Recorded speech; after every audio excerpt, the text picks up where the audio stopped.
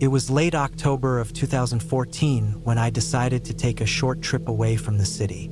I had been working as a landscaper in Birmingham for months without a single break, and my head felt heavy with noise, traffic, people, and deadlines. A friend of mine once mentioned an old cabin he used to visit up north, near a forgotten village called Coldmere, surrounded by wide fields and an abandoned graveyard. The idea of quiet appealed to me, so I packed a few clothes, food, and tools and drove up there one Friday morning, thinking a few days alone would clear my mind. The drive took longer than I expected. The main road turned into a single narrow lane that stretched endlessly through farmland and patches of forest. By the time I reached the area, the sky had turned gray and the wind had that sharp, cold bite that comes before winter. The place looked almost untouched. No people, no houses, no sound except the distant cawing of crows. The cabin was smaller than I had imagined, sitting just off a gravel path beside a half-collapsed stone wall. Behind it, I could see the graveyard, old and uneven, with tilted headstones swallowed by moss and tall grass. The cabin door creaked when I pushed it open. Inside, everything was coated with a thin film of dust. There was a small wooden table, a broken chair, a cold iron stove, and a single bed pushed against the wall. I could tell no one had been here for a long time. A faint smell of damp wood and something metallic hung in the air. I opened the small window to let in some light, but it barely helped. The trees outside blocked most of it, their branches moving slowly with the wind like black hands against the sky. I spent the first few hours cleaning. The floorboards were rough and uneven, and the walls had small cracks where insects crawled in and out. There were some old tools in one corner, a rusted shovel, a pickaxe, a few nails scattered in a box. I found a small oil lamp on a shelf, wiped the dust off, and filled it from a tin I had brought. When I lit it that evening, the flickering glow made the cabin feel smaller, the shadows stretching deep into the corners. That night, I could barely sleep. The wind howled through the cracks in the walls, and I could hear faint sounds outside, soft scraping, like something brushing against the wood. At one point, I thought I heard a dull thump from behind the cabin, but when I looked through the window, there was nothing but the faint outline of the graveyard in the dark. I told myself it was probably a branch or an animal moving around. Still, I kept the lamp burning the whole night. The next morning was foggy, thick white mist covering everything past a few feet. I walked out to the graveyard after breakfast just to look around. The ground was soft and uneven, littered with old stones. Some names were completely worn off, while others had dates from the early 1900s. There were no flowers, no signs anyone had been there in years. A few graves had sunken in, and one corner looked as if the earth had been disturbed recently, though it could have been from animals. I felt uneasy standing there. Something about the silence of that place pressed against me. The air smelled faintly of wet soil and decay. I spent most of the day chopping wood, fixing small things inside the cabin, trying to keep myself busy. As evening fell, the fog rolled back in. I decided to go out again to check around before it got dark, mostly because that noise from the previous night still bothered me. I walked behind the cabin and noticed a small path I hadn't seen before, partly hidden by overgrown weeds. It led deeper toward the back of the graveyard and disappeared behind some trees. I followed it for a short while just to see where it went, but the ground became soft and muddy. I didn't want to get lost, so I turned back. When I got back to the cabin, I noticed something odd. Near the side wall, beside the window, there were fresh marks in the dirt, like someone had dragged something heavy along the ground. They weren't deep, but they were clear. I couldn't figure out what would have caused them. I didn't have any large items outside, and no animals that size had been around. I brushed it off again as my imagination, though it lingered in my mind the rest of the night. That second night, the noises returned. Not just the wind this time. Around midnight, I heard what sounded like footsteps moving slowly outside, circling the cabin. They were soft but deliberate, like someone walking carefully on the gravel. I sat up, holding the flashlight I kept near the bed, trying to listen closely. The steps stopped right by the window.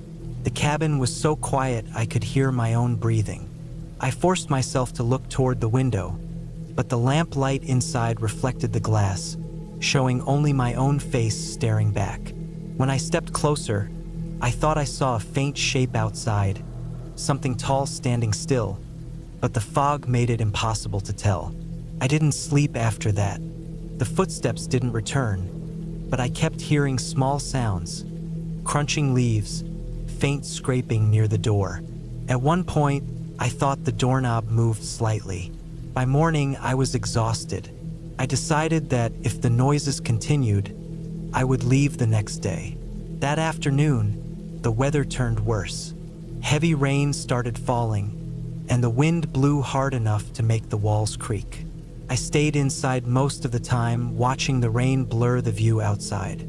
Around evening, I heard another thud from behind the cabin. I grabbed the flashlight and went out in the rain. The ground was slick, and the air was cold enough to bite my hands.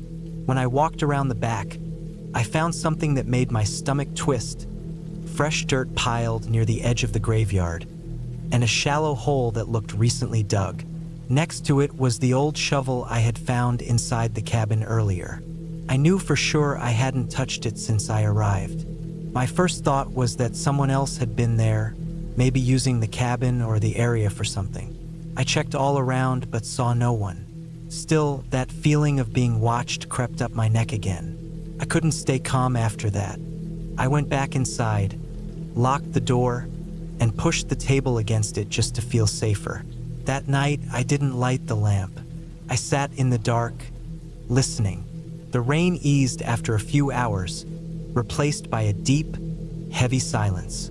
Then, sometime around 2 or 3 a.m., I heard it again, the dragging sound, slow and heavy, right outside. It moved along the wall, stopping under the window. My skin felt cold, and my hands were shaking as I gripped the flashlight. I didn't turn it on. I just sat there, waiting, barely breathing. Then I heard it, the sound of something metallic tapping lightly against the window frame, steady and slow. Top, top, top. I stayed frozen until it stopped. I don't know how long I sat there afterward, but eventually, I must have fallen asleep out of sheer exhaustion. When I woke up, daylight was filtering weakly through the window. The first thing I did was go outside to check. The ground was soaked from the rain, but I could see footprints clearly. Bare ones, human-shaped, leading from the window toward the graveyard path. The mud had preserved every detail. That was it for me. I packed everything quickly, didn't even bother cleaning up. Before leaving, I walked one last time toward the edge of the graveyard. The fresh hole I'd seen the night before was gone, filled in neatly, as if it had never been there. The dirt was smooth and undisturbed, except for one small thing lying on top, a rusted piece of chain, half buried in the soil. I got in my car and didn't look back once. I drove straight until I reached the main road, my hands gripping the steering wheel so tight they hurt. When I finally reached the nearest town, I stopped at a petrol station and just sat there for a while, trying to understand what had happened. Even now, when I think about that weekend, it feels unreal, but not in a way that makes it easier. I know what I saw and I know what I heard. There was no ghost, no creature, nothing supernatural. But someone had been there. Someone who knew that cabin, who moved around that graveyard at night, quiet enough to make you question your own senses. I never found out who it was, and I didn't want to. I sold my tools a few months later and moved out of the city. Sometimes, when the weather turns cold and the wind howls at night, I still catch myself thinking about those footprints in the mud and the sound of that slow, deliberate tapping on the window. I know I'll never go back there again. Not to that cabin, not anywhere near that graveyard. Some places don't need stories to be frightening. They just need silence and the feeling that someone is still there, waiting.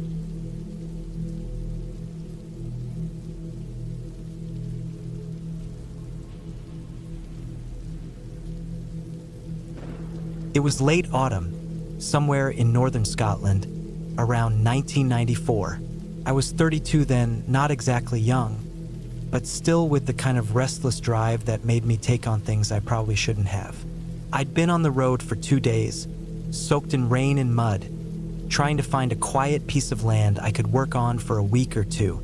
My plan was simple: build a small cabin near an old logging trail, something that could serve as a short retreat from everything that had been eating at me back home. I had no idea how isolated it would feel once the rain started falling. The first night I reached the clearing, the rain came down in slow, cold sheets, the kind that don't stop. They just keep changing direction with the wind. I parked my old van near a cluster of birch trees and started unloading my tools. A small hand saw, a rusted axe, a couple of boards I'd managed to strap on top of the van, and a heavy canvas tarp. The air smelled like wet bark and old moss. The ground sucked at my boots with every step. I'd chosen this place because it was far enough from the main road that no one would bother me, and because I liked the quiet hum of rain through the trees. It was peaceful in a way, until darkness made that peace feel like something heavier. That first night, I slept in the van. The rain drummed against the roof so hard it almost drowned out my thoughts. I barely slept, just watched water crawl down the windshield while my breath fogged the glass. Every now and then, I caught a sound from the woods, a dull thud, a snapping branch, but I told myself it was the wind. It always is until it isn't. The next morning, I started working early. The ground was slick, and my hands were stiff from the cold. I began by cutting small sections of birch and pine for the frame. Every swing of the axe echoed through the forest, sharp and lonely. I didn't realize how deep the silence ran here until I stopped and heard nothing. No birds, no insects, not even the steady drip of water from the leaves. Just silence, thick and heavy. It felt like being watched, though I could see no movement between the trees. By the third day, I had the foundation and 2 walls standing. My clothes were always damp.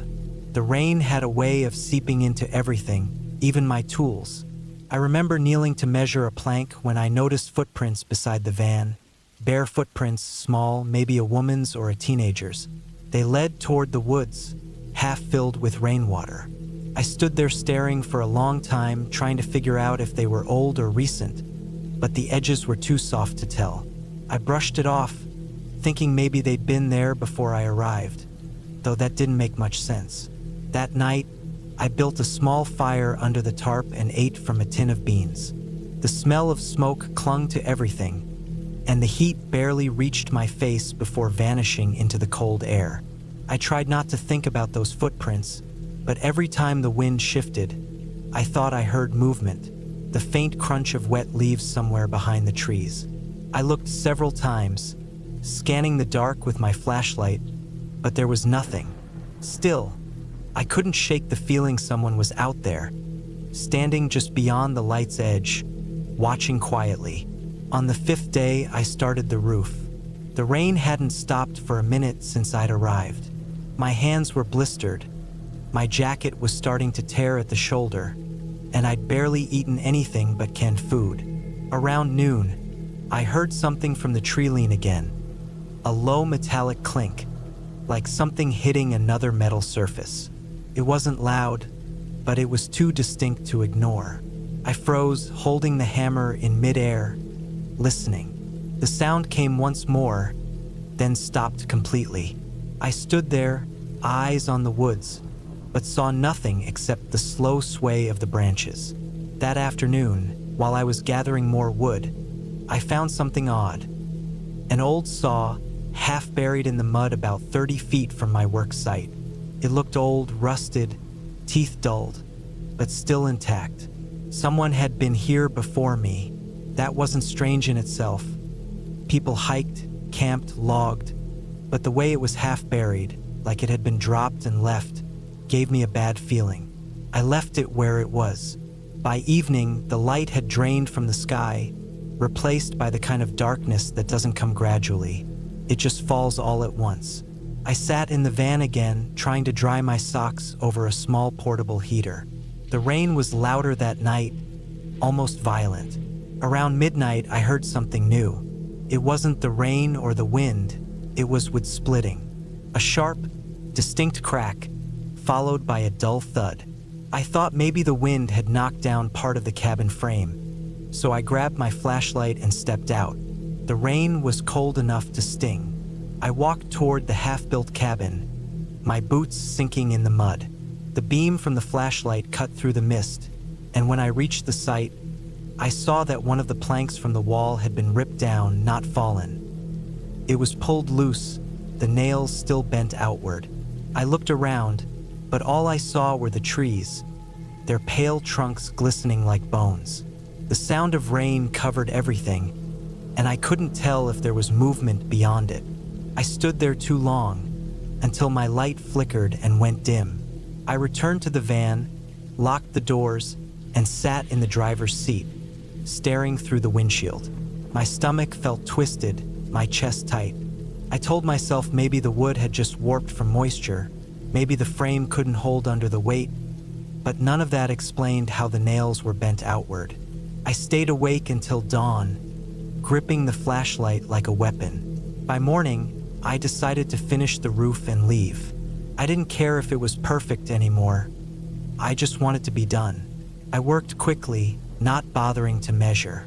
I could hear faint sounds from the woods all day, small things, like the shuffle of feet or a breath of movement. I tried to ignore them. When I finally put the last piece of wood in place, I stepped back to look at the cabin. It wasn't much, but it was solid. The rain finally slowed to a drizzle, and for the first time in days, I could hear my own breathing clearly. That was when I saw it. Near the edge of the woods, where the trees thickened, there was something nailed to a trunk. An old, cracked photograph in a clear plastic sleeve, pinned with a rusted nail. I walked closer, and when I reached it, I felt the air go still. The photo was faded and water-stained, but I could still make out what it showed. A man, standing in front of a cabin that looked almost exactly like mine, same structure, same trees in the background. The date on the bottom corner said 1978. I stared at it for a long time. I realized then that the place I'd chosen wasn't empty land. Someone had built here before me, someone who probably used that same patch of clearing, maybe even the same foundation stones I'd found half buried in the mud. That old saw I'd found, the footprints, the bent nails. All of it made sense in a quiet, heavy way. I wasn't being haunted. I was rebuilding something that once belonged to someone else, maybe someone who'd never come back for their tools. I packed my things slowly that evening. The rain had stopped completely, leaving the forest silent except for the occasional drop falling from the branches. I didn't feel scared anymore, just unsettled. Before leaving, I stood inside the little cabin one last time, looking at the rough walls and damp floor. The air inside smelled of wet pine and smoke. It wasn't much, but it felt alive somehow, like the place had seen things before me and would keep standing long after I was gone. When I finally started the van and drove away, I looked in the mirror. The cabin faded into the mist, small and fragile, but still there. I never went back to that spot again. Sometimes, when it rains hard and the air feels heavy like that night, I think about it, the photo on the tree, the old tools, the footprints that didn't belong to me. I wonder who the man in that picture was, and if he ever came back for his cabin. But I know one thing for sure, the land remembers what it's given and what it's taken. I just happened to build my little cabin on top of someone else's memory, and that was enough to make it feel haunted, even if no ghost ever showed its face.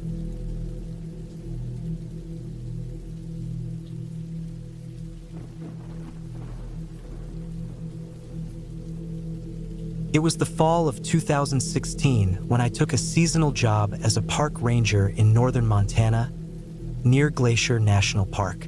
I was 28 back then, living mostly out of a backpack, drifting from one park contract to another. The pay wasn't great, but I liked the quiet. The ranger station I was assigned to was deep inside the park, about a 40-minute drive from the nearest small town called Browning. My cabin stood about 2 miles from the main ranger office, an old wooden structure built sometime in the late 70s. It had 1 bedroom, a small kitchen, and a radio setup for check-ins.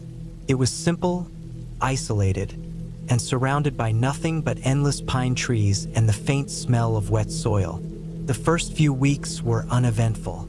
My days were mostly the same: patrolling trails, checking for illegal camping, keeping an eye out for wildlife issues, and logging temperatures and river conditions. Evenings were quiet, with only the wind brushing through the trees and the crackle of the wood stove for company. The area around my cabin didn't have cell service, so I depended on the radio to report my status every night at 9. If I missed 2 check-ins in a row, the main office would send someone to find me. Around mid-October, the weather started turning colder. The mornings were gray and damp, with frost forming on the window edges. It was on one of those cold mornings that I first noticed something strange. There were deep boot prints in the mud near the edge of the small clearing behind my cabin. They weren't mine. I always wore size 10 work boots, and these were bigger, maybe size 12 or 13 with a deeper tread. They led from the tree line straight toward my water barrel and then stopped a few feet short of the back wall. I thought maybe another ranger had stopped by, but I hadn't been informed of any visits. I brushed it off, assuming maybe it was from the previous week when a maintenance team had been in the area. The next few days passed normally, though I couldn't shake the habit of checking the clearing every morning. A few times I found faint impressions, as if someone had stepped lightly in the softer ground. It wasn't until a week later that I saw something that made me uneasy. Just after sunset, while I was sitting near the stove writing in the daily logbook, I heard a soft thump against the back wall. It wasn't loud, just enough to make me look up. I listened for a minute, thinking maybe a branch had fallen. Then another sound followed, a slow scrape, like something dragging against the wood. I stood still for a while, waiting. After a minute, it stopped. I went to the window, but all I could see was darkness. The nearest exterior light was broken. It had been since the first week I arrived, and I hadn't gotten around to fixing it. I stayed awake longer than usual that night, listening. The woods were silent. No wind, no crickets. Around 2 in the morning, I finally fell asleep. The next morning, I went out back. The ground was soft from overnight frost melting, and near the wall I saw prints again. Those same large boot prints, this time closer together, almost like whoever it was had been standing there for a while.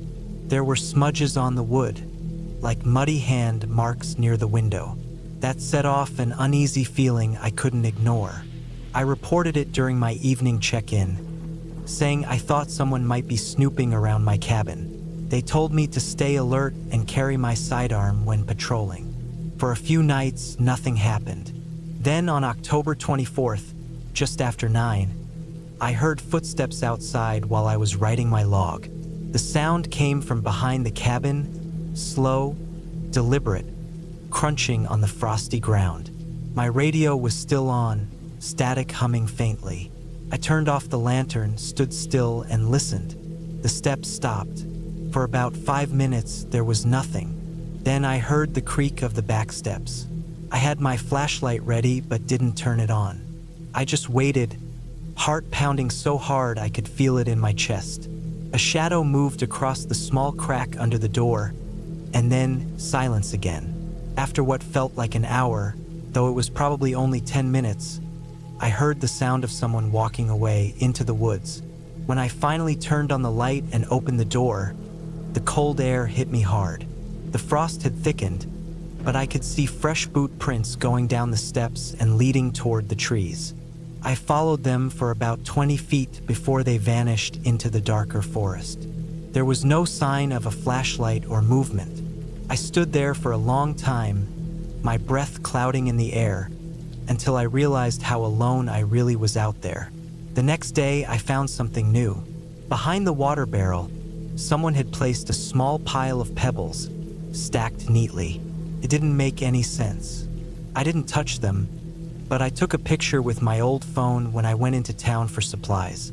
The local deputy said it was probably some hiker or kids fooling around, but there weren't any trails near my cabin. The nearest marked path was almost 3 miles away. A few nights later, the real fear set in. I woke up at around 3 to a faint tapping sound. It was rhythmic, like someone lightly knocking on glass. Took me a second to realize it was coming from the kitchen window. I froze. The knocking continued for another few seconds, then stopped. I stayed in bed, holding my breath, too scared to move. Then I heard the sound of the back door handle rattling. Slowly, softly, like someone testing if it was locked. It was locked, but the sound of it still made my stomach drop. I got up quietly and grabbed my flashlight and the pistol from the shelf. When I stepped into the kitchen, everything was quiet again. I flicked on the light and scanned the window. Nothing. No face, no shape, just my reflection staring back. The next morning, I found fresh tracks again, but this time there were more. 2 sets. One large, the same ones as before, and another smaller set next to them, maybe a woman's boots. They circled the cabin twice, stopping at the front porch and the kitchen window. That day, I requested to relocate closer to the main office. They told me to hold out for 2 more nights until the next ranger rotation came through. I agreed, though I didn't sleep much that night. I kept the radio on and the light by the bed. Around midnight, I heard movement again, this time from the front porch. It sounded like someone slowly stepping onto the wooden boards, and then the faint sound of whispering. It wasn't words I could make out, more like low murmuring. Then came 3 slow knocks on the door. Not loud, just deliberate.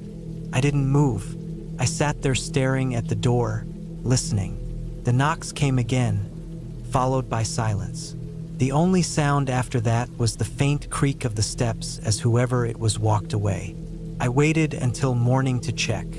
There were footprints all over the porch, the same large and small sets, and one new thing. A torn piece of brown fabric caught on the edge of the railing. It looked like part of a jacket. When my shift ended 2 days later, I packed up and left without looking back. The new ranger who took over my cabin called me a week later, asking if I'd ever had anyone messing around the property. I didn't tell him everything, just said sometimes people wandered through. He said he'd been hearing footsteps at night too, and once found cigarette butts near the treeline, but he hadn't seen anyone yet. Months later, I read in a local paper about 2 people arrested for breaking into remote cabins around the park. 1 man and 1 woman. They had been hiding out in the forest, living off stolen supplies and moving between old ranger posts. When I saw their mugshots, my stomach twisted. The man was tall, heavy-built, with that same kind of frame that could have left those big boot prints. The woman was shorter, wearing a faded brown jacket in the photo, the same color as the fabric I'd found on the porch. It was a strange kind of relief, knowing it had been real people, not my imagination or something worse. But it didn't make it easier to think about how close they'd been, how they'd circled the cabin, stood by the windows, tested the doors. I still think about those nights, especially when I hear the sound of footsteps outside on cold mornings. Even now, years later, every time I stay somewhere remote, I always make sure to fix the exterior lights first. And I never, ever ignore footprints around my cabin.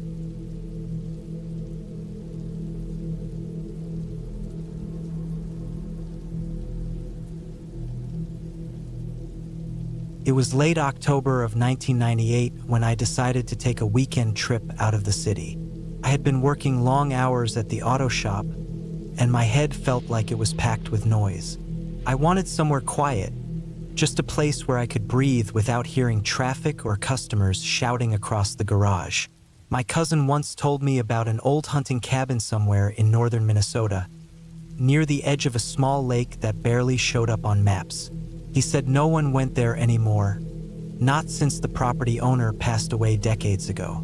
That sounded perfect to me. The drive took almost 6 hours. The roads grew narrower the deeper I went, until the asphalt faded to gravel and the trees grew thick enough to block most of the light. I had an old Ford Bronco at the time, its suspension groaning over every rock and rut. The late afternoon sky was overcast, the kind of dull gray that made everything look cold and colorless. I remember the smell of pine needles through the cracked window, mixed with the faint metallic scent of rain in the air. By the time I found the turnoff that led to the cabin, the sun was already sliding behind the trees.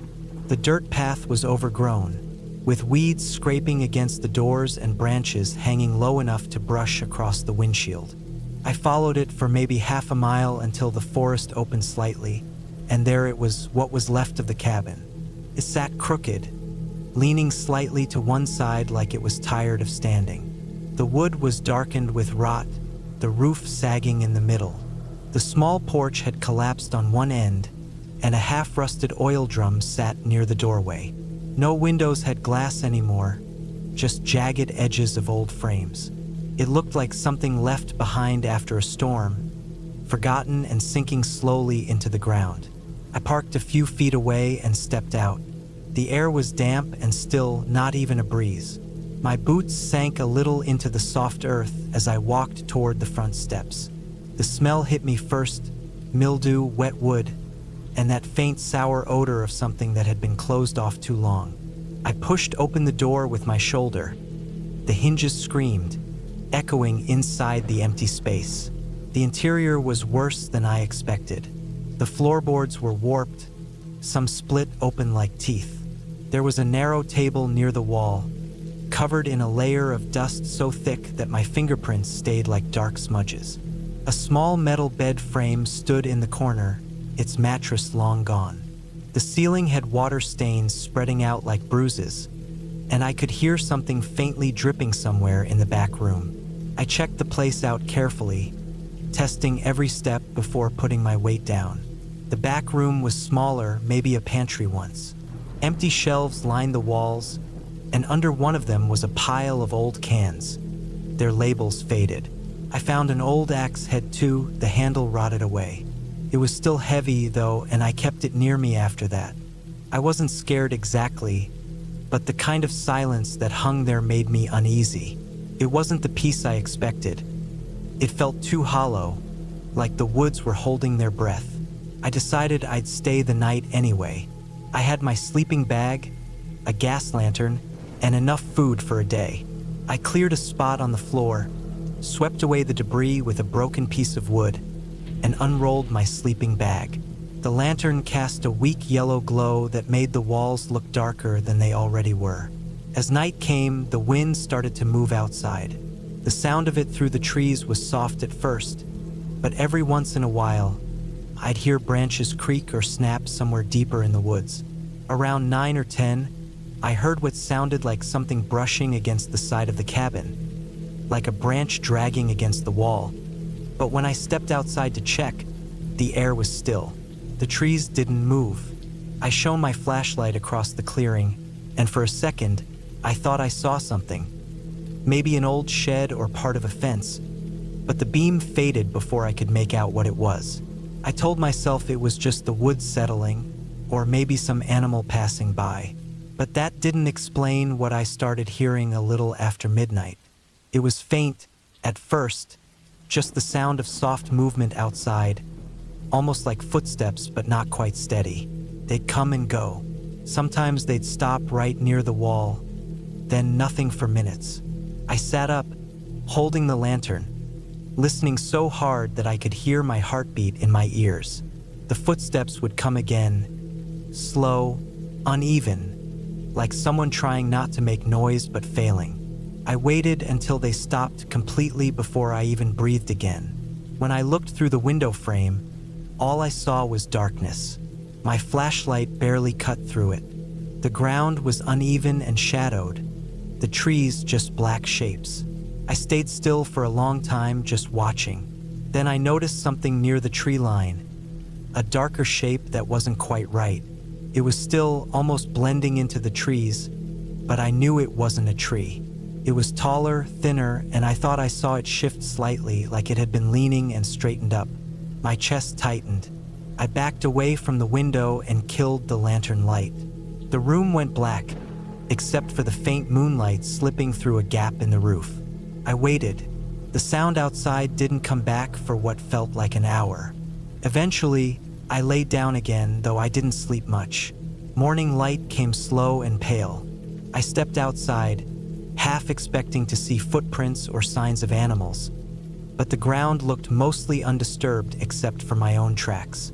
Still, near the tree line where I thought I saw the shape, the dirt looked pressed down like something had stood there for a while. Not deep enough to tell what it was, but enough to know it wasn't my imagination. I decided to leave later that day, but before I packed up, I wanted to explore a little. I followed a narrow trail behind the cabin that led deeper into the woods. The air was cold and damp, and the ground was littered with fallen leaves. After a few minutes of walking, I came across something strange. A collapsed shed, half buried in weeds and dirt. The roof was caved in, but the inside was visible through a gap in the boards. There were old tools scattered inside, rusted saws, buckets, and a cracked lantern. But what caught my eye was a wooden crate near the corner. It looked newer than the rest, less weathered. I pulled it out carefully, brushed off the dirt, and pried it open. Inside were bones, animal bones mostly, small ones, but they were clean, arranged almost neatly. There were also old wire traps, some still set, and bits of dried fur caught in the metal. It looked like someone had been trapping out here long after the place was abandoned. That explained some of the noises. I thought, maybe hunters or squatters. But when I looked closer, I noticed one of the traps had something still caught in it. A torn piece of denim fabric, newer than everything else in that shed. Someone had been here recently. I left the crate as it was and went straight back to the cabin. The feeling of being watched returned stronger than before. The woods were too quiet again. I packed my things fast, kept the axe head in my hand the whole time, and didn't look back as I locked up the Bronco. When I started driving down the dirt path, I glanced once in the rearview mirror. The cabin was almost gone behind the trees, but for a brief second, I thought I saw movement near the porch. Something or someone stepped out just enough to catch the edge of the light. It didn't move closer, just stood there, still as the trees around it. I pressed harder on the gas and didn't stop until I hit the paved road. A few weeks later, out of curiosity, I tried to look up the property.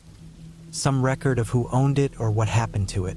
The county office didn't have much, but what they did show said the land had been foreclosed in 1974, and no one had officially purchased it since. There was a short note attached to the file, something about trespass reports from hunters over the years.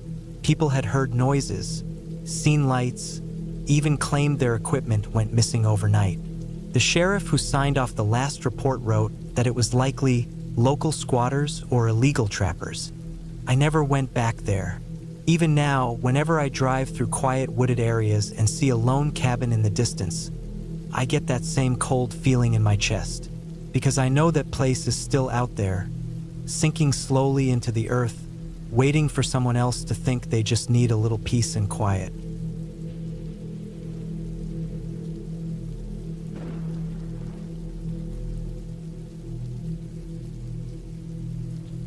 It was early October when I finally drove past the old road that led to my ex-wife's cabin.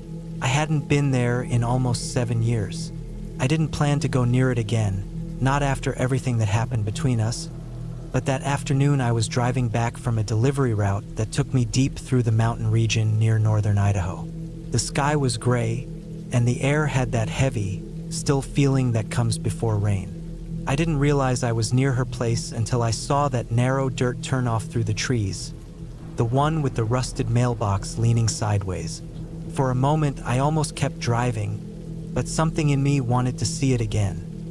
Maybe to close a door in my mind that had been left open all these years. The gravel road was half swallowed by weeds and mud. I slowed down and turned onto it. The trees looked taller than I remembered, their branches closing above the road like a tunnel. The cabin sat about a mile in, tucked away behind a slope of pine trees and dead brush. When we lived there, she called it our quiet place. It had been peaceful then, but that kind of quiet can change meaning over time. By the time I reached the clearing, the rain had started slow, heavy drops that thudded on the truck roof. I turned off the engine and just sat there for a minute, watching the cabin through the windshield. The place looked smaller now, darker. The wood siding had turned gray and warped. One of the windows was boarded up. The porch railing was gone, just jagged posts sticking up where it used to be. I remembered the sound of her hammering nails into that railing the summer we built it together. It felt strange how real that memory was, like it had happened yesterday. I got out, the rain already soaking through my jacket. The air smelled like wet pine and soil, mixed with that faint rotten smell that old wood gets when it's been damp too long. I walked up to the porch. The front door was unlocked, or maybe the latch had rusted away completely, because when I pushed it, it swung open with a hollow creak. Inside, the air was thick and stale. The curtains were gone, and the floor was covered in dust, scattered leaves, and pieces of old paper. The furniture was mostly still there, the same couch, the same wooden table, even the metal stove we used to cook on when the power went out. But everything had aged like it had been abandoned for decades. The couch cushions had been torn by mice, and the table had dark stains on it. I walked around slowly, brushing my fingers along the old counter and running them through the dust. Every sound felt too loud. The creak of the floorboards, the wind pushing against the loose boards outside, the rain hitting the metal roof. There was no sign anyone had been there in years. I checked the old framed pictures still hanging on one wall. Most of them had faded.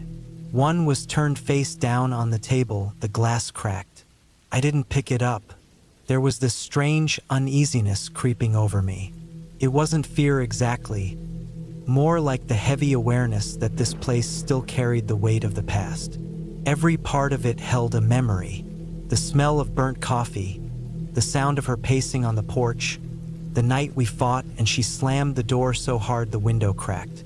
Those things hung in the air even though no one was here anymore. The rain got heavier.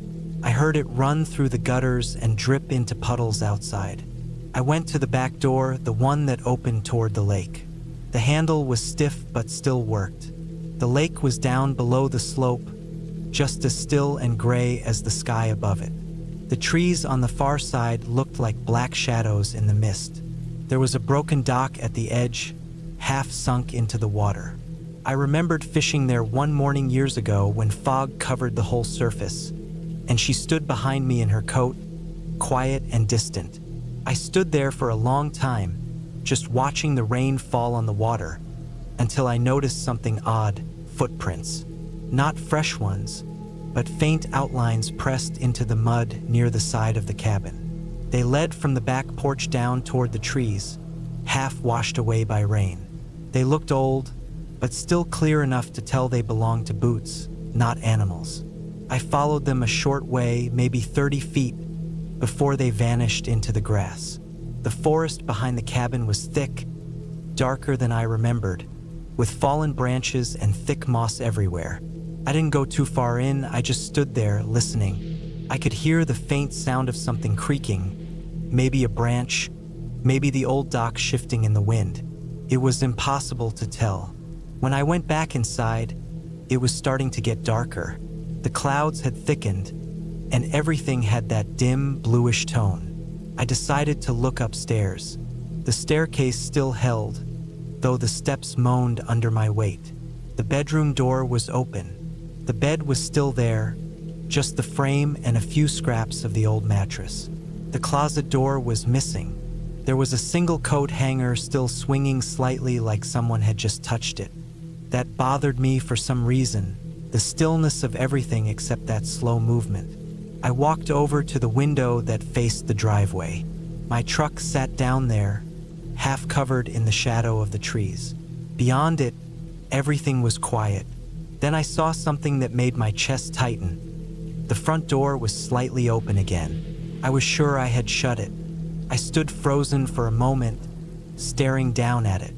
The wind, maybe, but the air had gone still outside.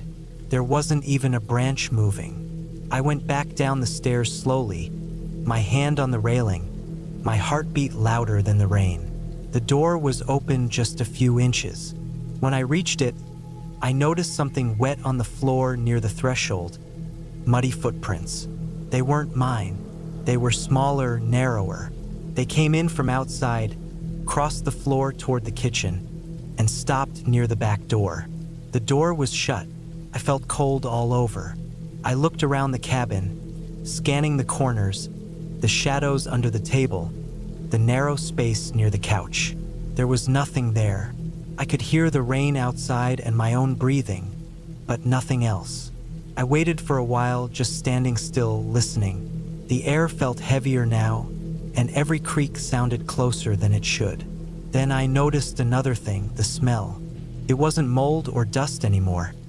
It smelled like something burnt, like someone had used the old stove not long ago. I walked over to it. Inside the stove was a pile of gray ash that still looked faintly warm. I touched it. It wasn't hot, but it wasn't cold either. I stared at it for a long time, trying to make sense of it. It hit me then that someone had been living here recently.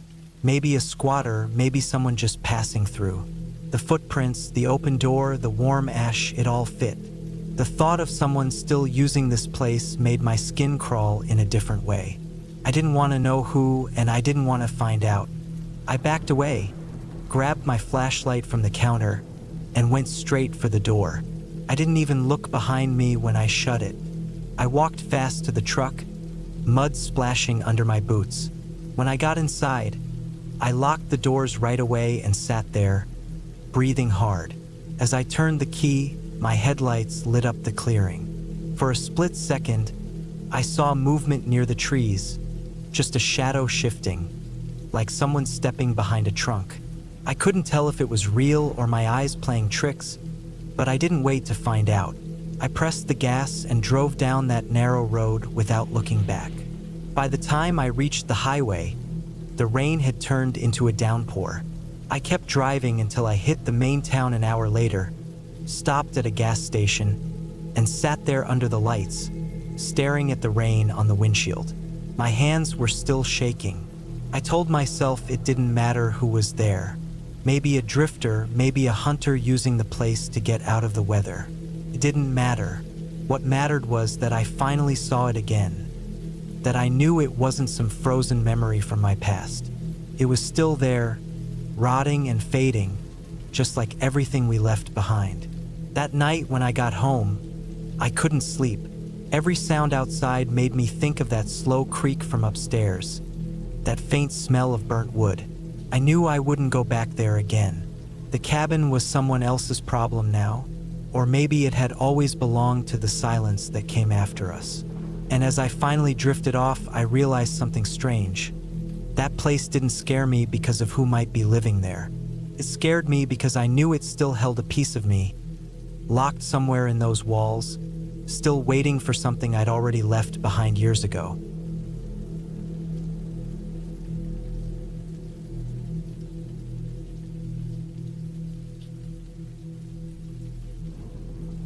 It was the summer of 2015 when I decided to spend a few days alone at my grandma's old cabin in northern Montana. The place had been sitting empty for years after she passed away. It was deep in the woods, about 2 hours from the nearest town, and tucked behind a narrow dirt road that most people didn't even know existed anymore. The cabin was built sometime in the 1950s, all wood and stone, with creaky floors, a small porch that leaned to one side, and a tin roof that rattled in the wind. I hadn't been there since I was a kid, but I remembered it always had this quiet heaviness, like the air itself was holding its breath. I brought my dog, Cooper, with me. He was a brown mixed breed, loyal and calm, but always alert. I figured his company would help ease the silence. My plan was simple: clean the place up a bit, maybe spend a few nights, and see if it was worth fixing up. I drove up early in the morning with a small trailer behind my truck carrying some supplies: canned food, tools, a generator, and a few gallons of water. By the time I got there, the afternoon sun was fading behind the trees. The woods were thick, the kind that muffled every sound. The air smelled like damp pine and soil. When I stepped out of the truck, the crunch of leaves under my boots felt louder than it should have been. The cabin looked smaller than I remembered, but still sturdy. The paint was gone. The wood darkened from years of rain and snow. I could see spiderwebs clinging to the corners of the porch and moss creeping up the sides. When I pushed open the front door, it made a long, dragging sound. The smell inside was a mix of dust, wood, and something faintly sour. There were still some of my grandma's old things around. Her rocking chair in the corner, a rusted lantern on the table, a few framed photos with the glass cracked. The air inside felt heavy, stale, like no one had opened a window in decades. I started by sweeping out the dust and clearing a space for my sleeping bag. Cooper kept pacing around, sniffing at the corners. At one point, he stopped near the kitchen door and stared at the floor, his ears pointed up. I didn't think much of it. Mice, maybe. I told him to settle down, and after a few minutes, he did. That first night, I couldn't sleep much. The cabin made too many sounds. Soft thumps from the roof, the faint shifting of wood, the constant whisper of trees moving outside. Every time I closed my eyes, I'd hear something faint, a crack, a shuffle, and open them again. Cooper lay at my feet, occasionally lifting his head and listening, too. The wind picked up around midnight, and I could hear it dragging branches against the roof. It didn't feel dangerous, just strange, like the forest was restless. The next morning, I went outside to check the small storage shed behind the cabin. The lock was rusted, so I had to break it off with a hammer.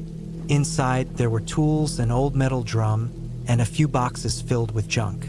Everything smelled like wet wood and oil. I didn't stay long. The air felt suffocating. I left the door open to air it out. Later in the day, I went around the cabin, checking for leaks or weak boards. That's when I noticed the dirt near the back corner looked disturbed. Lighter, like it had been dug up and covered again not long ago. At first, I figured it was just from animals, but the patch was oddly shaped, more rectangular, about 6 feet long, 2 feet wide. I crouched down, brushed my hand over it. The soil felt softer than the rest.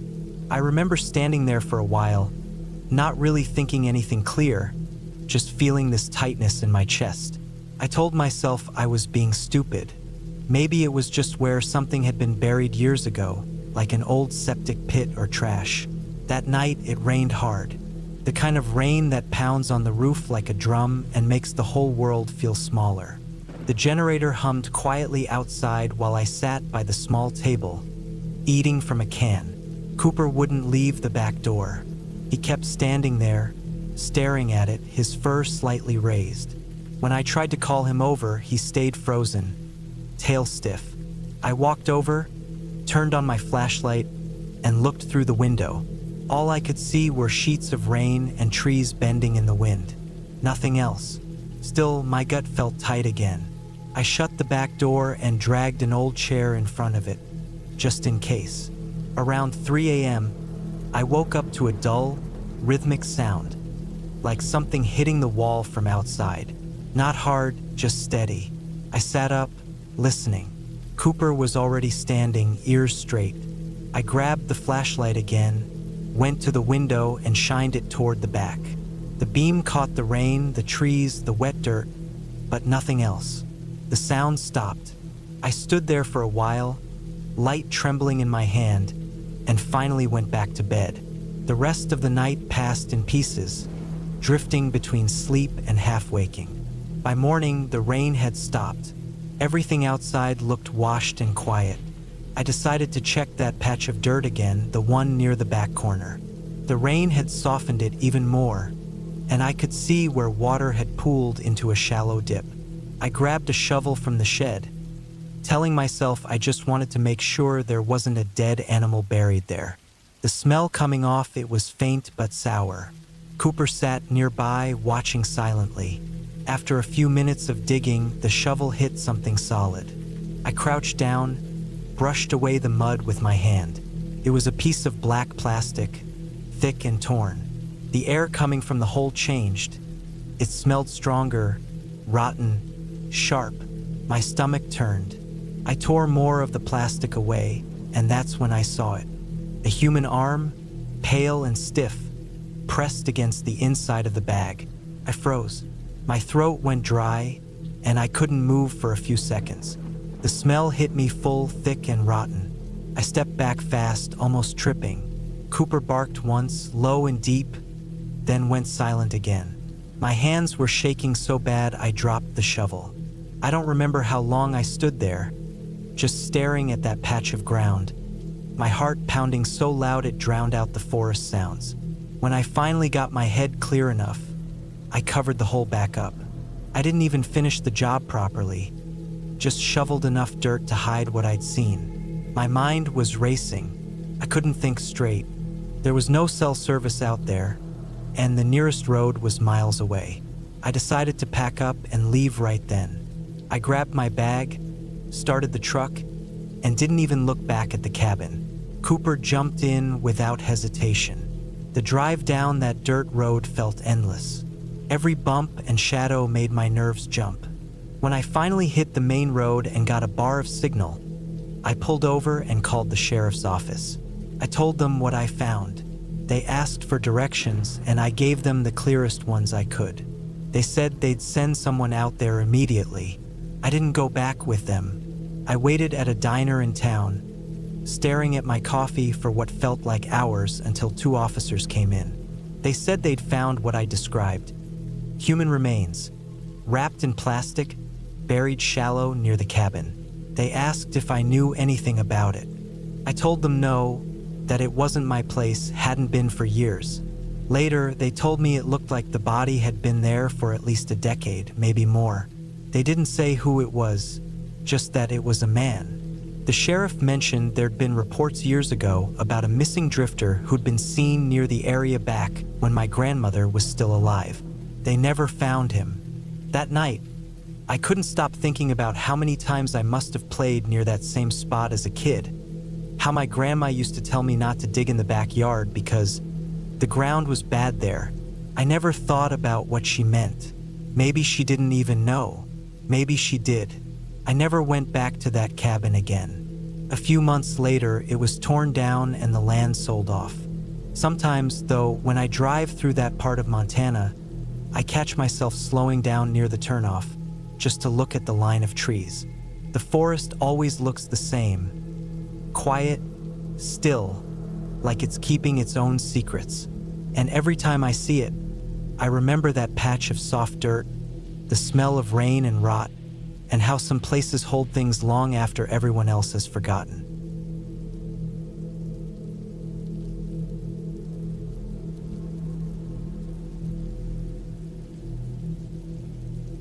It was late October of 2014 when I decided to spend a few days in an old cabin I had bought a couple of years earlier, deep in the woods outside a small town called Whitfield, in northern Montana. The place had been sitting empty for a long time, and I wanted to fix it up a bit before winter hit. It wasn't a fancy cabin, just a small one-room structure with a metal roof, a wood stove, and a porch that leaned a little to the left. I brought my dog, Rusty, with me. He was a big mixed breed, mostly shepherd, and he never left my side. I trusted him more than anyone. The drive there was long and quiet. The last hour was over a dirt road that had nearly disappeared under fallen leaves. The woods were thick, and the sun was already low when I arrived. The air smelled like pine and damp soil, and the forest was so still it almost felt heavy. I parked the truck near the cabin, grabbed my gear, and unloaded everything. Rusty sniffed around the place, tail low, moving slower than usual. He didn't bark, but he kept glancing toward the tree line like something was off. I figured he just smelled animals. Inside, the cabin smelled of old wood and dust. I opened the small windows to let in air. There was no power, just a lantern I brought and a few candles I found in a drawer. The stove still worked, so I built a small fire. It took a while before the chill started to fade, and by the time I ate dinner, just canned beans and bread, it was pitch dark outside. That first night, I barely slept. I could hear every sound from the woods, the cracking of branches, the distant hoot of an owl, the occasional rustle of leaves. Rusty would lift his head every few minutes, ears perked, staring toward the window. Around midnight, he growled low, a deep, steady rumble. I grabbed the flashlight and looked outside, but the beam caught only fog between the trees. The woods looked endless and still. I told myself it was a deer or raccoon and went back to bed, but I kept one hand near the flashlight and the other on Rusty's back. Morning came gray and cold. I stepped outside and noticed tracks near the back of the cabin. Not animal tracks. They were boot prints. The mud had frozen slightly overnight, so they were clear, sharp outlines. Someone had walked behind the cabin, stood near the woodpile, and then turned back toward the forest. I looked around for a while but didn't see anyone. The woods were quiet again, too quiet. Rusty stayed close to me the whole time, head low, tail stiff. I tried not to overthink it. Maybe it was an old hunter or someone passing through. Still, I couldn't shake the uneasy feeling. I chopped some wood, fixed a broken shutter, and cleaned out the stove. I kept the radio on, but it only caught static. There was no cell signal out there either. That afternoon, while walking with Rusty down the narrow trail behind the cabin, I noticed something strange about a quarter-mile in. A pile of branches stacked in a rough shape, like someone had tried to build a small shelter or blind. It looked fresh, too. The branches hadn't gathered dust or fallen leaves yet. I didn't touch it, just looked around for signs of people. Nothing. The woods were silent except for the occasional wind. I headed back before the sun started to drop. That night, I locked the door and shoved a chair under the handle. Rusty lay in front of the stove, but he didn't relax. Every few minutes, he'd lift his head and stare toward the back window.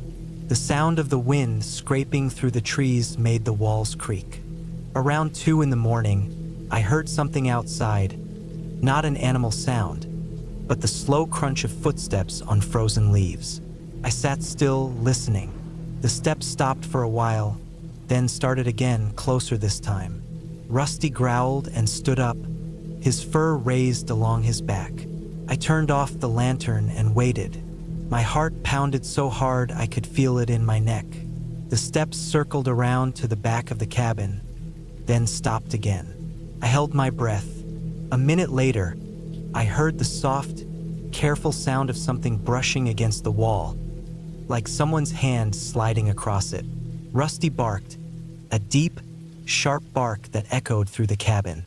The footsteps moved fast after that, disappearing into the woods. I waited another hour before I finally dared to light the lantern again. By morning, I checked outside. The new snow from the night made everything look clean, but near the back wall, I saw fresh prints again. The same boot shape, same size. This time, they led deeper into the woods. I followed them a short way, but after about 50 yards, they disappeared near a cluster of pines. The snow was disturbed in spots, like someone had crouched or dragged something. I didn't go further. Something in my gut told me not to. I thought about packing up and leaving, but I told myself it was probably just someone messing around. Maybe a hunter who thought the cabin was abandoned. I decided to stay one more night, then leave in the morning. I spent the day keeping busy, stacking wood and keeping the fire going. Rusty wouldn't leave my side, not even when I went out to get water from the stream. His behavior bothered me more than anything else. He was usually fearless, but now he seemed constantly on edge. When darkness came again, the forest felt heavier than before, almost like it was pressing in on the cabin. The wind picked up, and small flakes of snow drifted down. I kept the lantern burning low and sat near the stove with Rusty. Around midnight, I heard it again. The same slow steps outside, circling. Rusty barked once and then started growling nonstop. I grabbed the rifle I'd brought and stood by the window, but I didn't see anything. Then I noticed the handle of the door move slightly, like someone testing it. I froze. The chair under the handle creaked but held. A long pause followed, then the sound of retreating steps, slow, steady, fading into the trees. I waited another hour before I even sat down again. When daylight finally came, I didn't waste time. I packed everything, loaded up the truck, and got ready to leave. But before I left, I walked to where the tracks had been the night before. There were two sets this time, one larger, one smaller, like two people had been out there. They stopped at the edge of the woods, where I saw the same pile of branches from before. Only now it was gone, scattered and trampled. There were marks in the ground, like someone had been lying there. I didn't stay to figure it out. I got in the truck and drove off, Rusty in the passenger seat, still tense, eyes fixed on the side window. When I reached the main road, I finally felt like I could breathe again. A week later, after I was back home, I told the local ranger about what happened. He didn't say much, just nodded and wrote it down. He mentioned that some people had been living off-grid around that area, moving through the woods, sometimes breaking into old cabins for supplies. That explained the tracks, the pile of branches, the noise at night. It wasn't ghosts or monsters, just people. But what still bothers me even now is how careful they were. Whoever was out there didn't try to break in, didn't make noise, didn't leave anything behind except those footprints. They were watching, waiting. Maybe they thought I'd leave sooner. Maybe they didn't want confrontation. Or maybe they were just checking to see who I was. I sold the cabin the following spring. I never went back to Whitfield after that. Sometimes, when I drive through the countryside and see thick woods or an old hunting shack by the road, I still get that same feeling. The same silence, the same cold tension that crept through the walls that night. Rusty's gone now, but I'll never forget how he growled before the sound even came, how he seemed to sense what I couldn't see.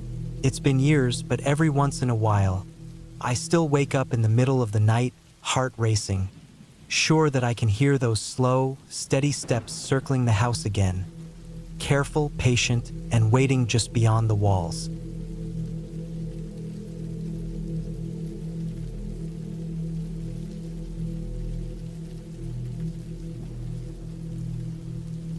It was late October of 1998 when I drove up to my uncle's old hunting cabin in northern Montana. I was 34 then, working as a mechanic in Helena, and I just needed a few days away from everything. Away from the noise of the shop, the smell of oil, and the endless noise of the city. The cabin sat deep in the woods, about 10 miles from the nearest paved road, hidden in a valley between two ridges where the pine trees grew thick and heavy. It was an old structure, one my uncle built in the late 70s, mostly out of rough timber and corrugated metal.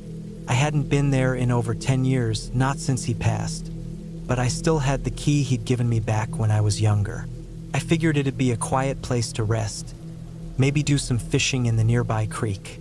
The drive up was long and rough. The dirt road was narrow and uneven, covered in fallen branches and mud from the recent rain. I had to keep my truck in low gear most of the way, and by the time I reached the small clearing where the cabin sat, the sun had already started to set. The air felt colder than I remembered. There was that kind of cold that sank into your clothes before you could adjust to it.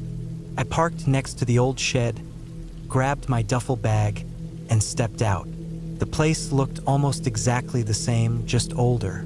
The roof had sagged slightly in the middle, the porch had some boards split open, and the front door leaned just a little off its frame. Inside, it smelled like dry wood, old dust, and something faintly metallic, maybe rust or something that had long since leaked. The air was still and heavy. I opened the windows to let some air in, though they stuck and groaned when I pushed them. The cabin was just one big room with a wood stove in the corner, a narrow bed, and a small kitchen area with a rusted sink and a propane burner. I found the old oil lamps where my uncle used to keep them and lit one, the flame shaking faintly in the draft. The place looked frozen in time. There were still some of his things on the shelves, old coffee cans, a hunting knife, a small box of shells, even his flannel jacket hanging by the door. As I unpacked, I noticed how quiet everything was. Not the kind of peaceful quiet you get in the countryside. This was heavier, emptier. No birds, no whine through the trees, not even the hum of insects. Just absolute stillness. It made me uneasy, though I told myself it was just the season. Late October meant the woods were emptying out, animals starting to move elsewhere. Still, it didn't feel right. That first night, I tried to sleep but kept waking up. The cabin creaked now and then, and I could hear the faint drip of rain off the roof. Around 2 a.m, I thought I heard something outside. Not a loud noise, just a soft crunch, like someone stepping on wet pine needles. It came from behind the cabin, near the treeline. I stayed in bed, eyes open, listening. A few seconds later, there was another faint step, then silence. I waited for a while, my heart beating too fast for how quiet it was, and eventually, I told myself it must have been a deer or maybe a branch falling. I stayed awake for another hour before finally drifting off. The next morning, I walked around outside to see if there were any tracks. The ground was damp, but I didn't find anything clear. Just some disturbed leaves and soft impressions that could have been from anything. The woods behind the cabin were dense, filled with old pine trunks that blocked most of the light. I didn't stay long. I went back inside, made coffee on the propane burner, and tried to shake the uneasiness I felt. Later that day, I went down to the creek. It was about a 15-minute walk through a narrow path that led down a slope. The water was shallow and cold, running clear over smooth stones. I spent a few hours there, caught nothing, but the sound of the running water helped settle me. By the time I made it back, the sky was gray again, the wind starting to pick up. I gathered some wood from the shed and lit the stove before dark.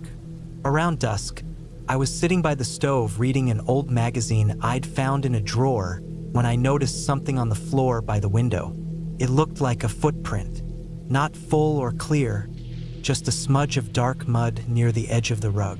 It was small, not as big as mine, and faint like whoever made it hadn't pressed hard. The thing that bothered me was that it was fresh, still damp. I checked my boots, but they were clean. The door was locked, the windows closed. I couldn't remember seeing it earlier. I wiped it up with a rag and tried to forget about it, but it kept circling in my head. That night, I pushed one of the chairs against the front door before going to bed. I left the lamp burning low and kept my flashlight close by. Sometime deep in the night, I woke up again to the sound of something moving outside. It was faint at first, like the soft brushing of fabric or a slow step over dry leaves. Then I heard the sound of the shed door creaking open. The air inside the cabin felt colder suddenly, like the temperature had dropped in seconds. I sat up and listened. The sound of something shifting inside the shed came next. A scraping noise, wood against wood. My throat went dry. I didn't move for a while. I just sat there listening, waiting for it to stop. Eventually, it did. The silence came back, and it stayed that way for the rest of the night. When daylight finally came, I went out to check. The shed door was open. One of the hinges had come loose, and the bottom edge dragged against the dirt. Inside, some of the firewood was scattered. There were small marks on the ground, like someone had tried to pull something heavy. I found my old toolbox halfway across the floor, open. I checked inside, it was missing one of the wrenches. I stood there for a long time, staring at the empty slot, not sure what to think. I locked the shed and went back inside. For the rest of the morning, I couldn't focus on anything. My hands shook when I tried to make coffee. Around noon, I decided I'd leave the next morning. I'd just finish out the day, pack up, and drive home. But that night, things got worse. The wind had picked up, howling through the trees and rattling the roof. The air inside the cabin felt tight, like it was pressing in. I was lying on the bed staring at the ceiling when I heard the soft thump of something hitting the porch. Then another. Then slow, deliberate steps on the wooden boards. I froze. The chair I'd left against the door creaked slightly. Whoever or whatever was out there stopped. The only sound was the wind outside and my heart pounding so loud I could almost hear it echo. After what felt like forever, I heard slow footsteps move away. I stayed awake until dawn, too scared to even breathe loud. When I finally opened the door in the morning, the porch was covered in muddy prints. They were smaller than mine, like from bare feet. They led from the edge of the clearing toward the shed, then disappeared into the trees. I followed them for a few yards before losing them in the wet leaves. That was enough. I packed my things fast. As I loaded the truck, I noticed something on the porch rail. A small metal wrench, caked in mud, the one missing from my toolbox. I drove off without looking back, the cold morning air still biting at my hands. When I reached the main road, I finally stopped shaking. I never went back to that cabin again. A few weeks later, out of curiosity, I called the sheriff's office in the county where the cabin was. I just wanted to let them know someone might be trespassing up there. The deputy I spoke with said they'd check, but I never heard anything after that. About a month later, I saw a small article buried in the local paper. Something about hikers finding human remains near the river, not far from the area. The article said the remains were old, at least several years, and possibly from a missing person reported back in the early 90s. I didn't finish reading it. I folded the paper and threw it away. To this day, I still think about those footprints on the porch, the missing wrench, and the sound in the shed that night. Maybe it was some drifter living off the woods. Maybe someone desperate, hiding. But whoever it was had been watching me. And the thought that they might have been there long before I arrived, that they might have even been living around that cabin for years, still makes my stomach turn. I never told anyone the full story, but I know what I saw and I know how it felt. That cabin wasn't empty. It hadn't been for a long time.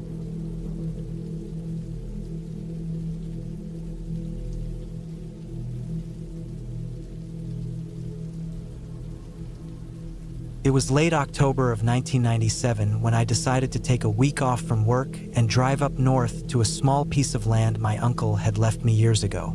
It sat on the edge of Stillwater Ridge, about 15 miles past a quiet town in Montana that barely showed up on maps. I was 36 at the time, tired from working construction jobs that wore my body down day by day. The idea of spending some quiet time alone in that cabin sounded perfect. No traffic, no city noise, no one asking me for anything. The cabin had been built back in the 70s by my uncle and a few of his hunting buddies. It wasn't much, just a one-story place with dark pine walls, a small porch, and a tin roof that pinged when acorns dropped on it. The place had been empty for years, but I brought enough supplies to last a week. I packed canned food, water jugs, a small generator, a sleeping bag, and some old tools. My old pickup groaned up the last dirt stretch before the ridge, tires spitting rocks, and when I finally saw the cabin through the trees, it looked smaller than I remembered from my childhood. There was a stillness in the air that day, not peaceful but heavy, the kind of silence that makes you notice your own breathing. The woods around the cabin were dense, mostly spruce and fir, tall and close together, and the ground was soft with dead needles. The nearest neighbor was probably 10 miles away. I didn't mind. I liked the quiet. I unloaded everything before dusk. The cabin smelled like old wood and mice. The windows were streaked with dirt, and the back door hinge hung loose. I swept the floor, cleared out a few old cans, and started a fire in the small stone fireplace. When the light from the flames hit the log walls, it brought back faint memories. Being a kid, sitting at that same hearth, my uncle smoking his pipe and listening to the radio. Back then, the place had felt safe. That night, it didn't. The first night was calm, but I didn't sleep much. The wind pressed against the walls, and branches scraped the roof. I could hear something small scurrying under the floorboards. At one point, I thought I heard footsteps outside, slow ones, crunching on leaves, but I told myself it was just a deer. Still, I found myself sitting up in my sleeping bag, staring at the front door until morning. The next day, I explored the ridge. The air was crisp, thin, and carried the faint smell of pine and damp earth. I found the old trail that led to a stream, though it had almost vanished under years of fallen needles. I filled a jug with cold water, then noticed something odd. About 50 yards downstream, there was a narrow clearing, and in the middle of it, a rusty pickup truck was sitting half sunk in the mud. It looked like it had been there for years. Doors open, windshield cracked, moss climbing over the hood. I looked inside. The seats were ripped, the glove box open, and there were animal nests in the floor. But what stuck out most was the dark stain on the driver's seat, something that looked too much like old blood. I stepped back, uneasy, and left it alone. That evening, when I got back to the cabin, I felt watched. I couldn't explain it. There wasn't a sound, but every time I stepped onto the porch or glanced out the window, I had this crawling feeling under my skin, like eyes were on me from the tree line. The air got colder, sharper, and the forest grew darker quicker than before. I locked the doors, set the lantern near my bed, and tried to read, but I couldn't focus. My ears kept catching faint noises, small snaps in the woods, rustling that stopped whenever I turned my head. Around midnight, I heard it again. The same slow footsteps I'd heard the night before. They came from behind the cabin this time, near the back door. Soft, careful steps, then silence. My chest tightened. I sat there, frozen, staring at the door. I didn't move for what felt like an hour. When I finally worked up the nerve to look outside, there was nothing. Just trees swaying in the cold wind and the faint light of the moon on the wet grass. The next morning, I found footprints in the mud by the back steps. They weren't from a deer or a bear. They were boots, human. The prints were old enough that I couldn't tell if they'd been there before I arrived, but deep enough to make me uneasy. I walked around the cabin, scanning the trees, but there was no one. I spent most of that day repairing the door hinge and checking the generator. I didn't want to admit I was nervous, but I was. Every shadow, every noise made me turn my head. Even the sound of wind through the chimney started to feel unnatural. That evening, I decided to stack some firewood inside and keep the lantern closer. The third night was worse. I'd fallen asleep around 10, but woke up suddenly to the sound of something knocking against the porch. Not loud, slow, dragging knocks, like something scraping across the wood. I sat up, heart pounding, straining to listen. Stopped, then started again, closer to the door this time. I reached for the flashlight, flicked it on, and aimed it toward the window. The beam caught something, a shape, just at the edge of the porch. A man. He was tall, wearing a dark jacket, and his face was turned toward the window. When the light hit him, he backed away fast, disappearing into the trees. I didn't sleep after that. I sat there till dawn, gripping the hammer I'd brought for repairs, watching the door. When morning came, I went outside, half expecting to find nothing. But the porch told a different story. Muddy boot prints led up the steps and stopped at the front door. Whoever it was had stood there for a while, long enough for the mud to dry in thick patches. I didn't stick around to find out if he'd come back. I packed my things, threw them in the truck, and started driving down the dirt road. The tires slid in places where the rain had turned the track soft, but I didn't care. I just wanted to get out. The woods felt wrong now. Every tree seemed closer, the road narrower, and my rearview mirror felt like it was pulling my eyes to it every few seconds. About 5 miles from the cabin, I passed an old ranger station, boarded up and overgrown. There was a sign beside it, weathered and barely readable, that said, Stillwater Ranger Outpost.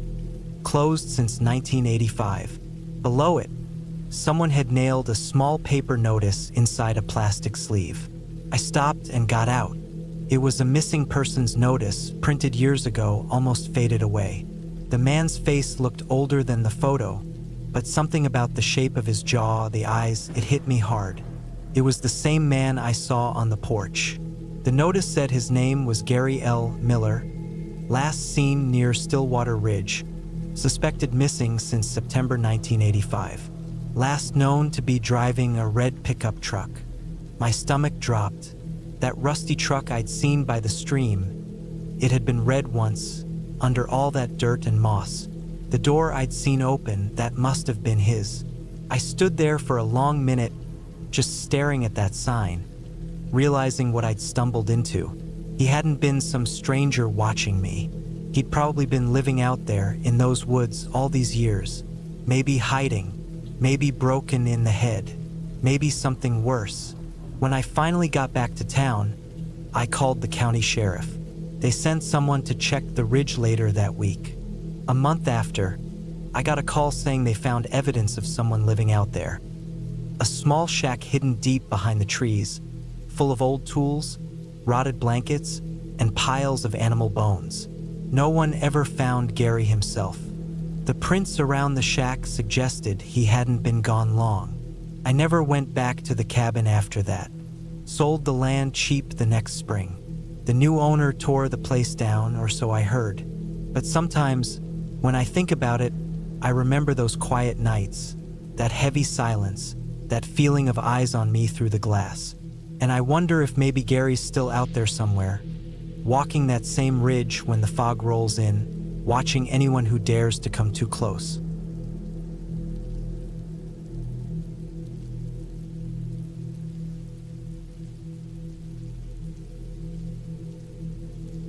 It was the fall of 2016 when I decided to spend a week alone in a small hunting cabin deep in the forests of northern Montana. I had been working long hours at a construction job in Billings and wanted a quiet break away from people and noise. The cabin belonged to a friend of a friend, an old wooden place built sometime in the 1960s, barely standing straight but still solid enough to keep out the cold. It sat at the edge of a clearing surrounded by miles of pine, birch, and uneven ground. There was a small stream nearby and an old dirt road that twisted for miles before meeting the main road. The place had no power lines, no cell signal, and the only light at night came from the lanterns I brought and the weak yellow glow of my flashlight. The plan was simple: hunt a little, fish a little, maybe take a few photographs and just clear my head. I was 35 then, used to being alone, and never thought of myself as someone who scared easily. I'd been camping dozens of times, sometimes for days with nothing but a tent and a rifle. But this time was different. Something about that cabin, even from the first moment I arrived, felt off. The forest was too quiet, even for that time of year. I noticed it when I stepped out of my truck. The air felt heavier, and the silence had that strange pressure to it, like everything around me was holding its breath. The cabin was small, just one main room with a cot, a table, and a wood stove. There was a small window over the sink that looked out into the trees. The boards creaked with every step, and the place smelled like old wood, dust, and faint smoke. I spent the first evening settling in, stacking firewood and cleaning out the stovepipe. It got dark early, and the quiet became something I could feel sitting in my chest. I remember cooking a can of beans on the stove and eating in near darkness, the lantern flickering and shadows bending around the walls. When I went to bed that night, I left my rifle loaded beside the cot, something I almost never did. It wasn't out of fear, more like a habit from being out in the woods too many times. I woke up sometime around 2 a.m. to a sound outside. It wasn't loud, but it was clear enough to pull me out of sleep instantly. A crunch like a slow step on dry leaves. Then another. The night was pitch black, so dark that the window was just a dull square of shadow. I stayed still, trying to listen, but all I could hear was the faint ringing in my ears. Then came another crunch, this time closer. My heart started pounding so hard I could feel it in my throat. I reached for the flashlight and pointed it at the window, but the beam barely touched the trees. Nothing moved. After a few minutes, I convinced myself it was just an animal. A deer maybe, or an elk wandering close to the cabin. I tried to sleep again, though my body stayed tense, like it didn't believe what my mind was trying to tell it. In the morning, I stepped outside with my rifle. The air was cold, sharp enough to bite through the jacket. The ground was damp, and the grass near the treeline was pressed down in a few spots, as if something heavy had moved through during the night. I followed the tracks a little, but they faded fast over the uneven ground. By noon, I shook it off and went about my day. I hunted small game and fished in the stream.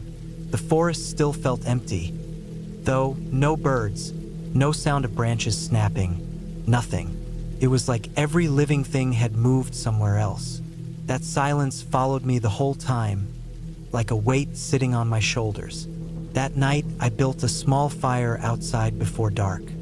The smell of burning wood and the orange light helped ease my nerves a little. I stayed out there until the stars filled the sky.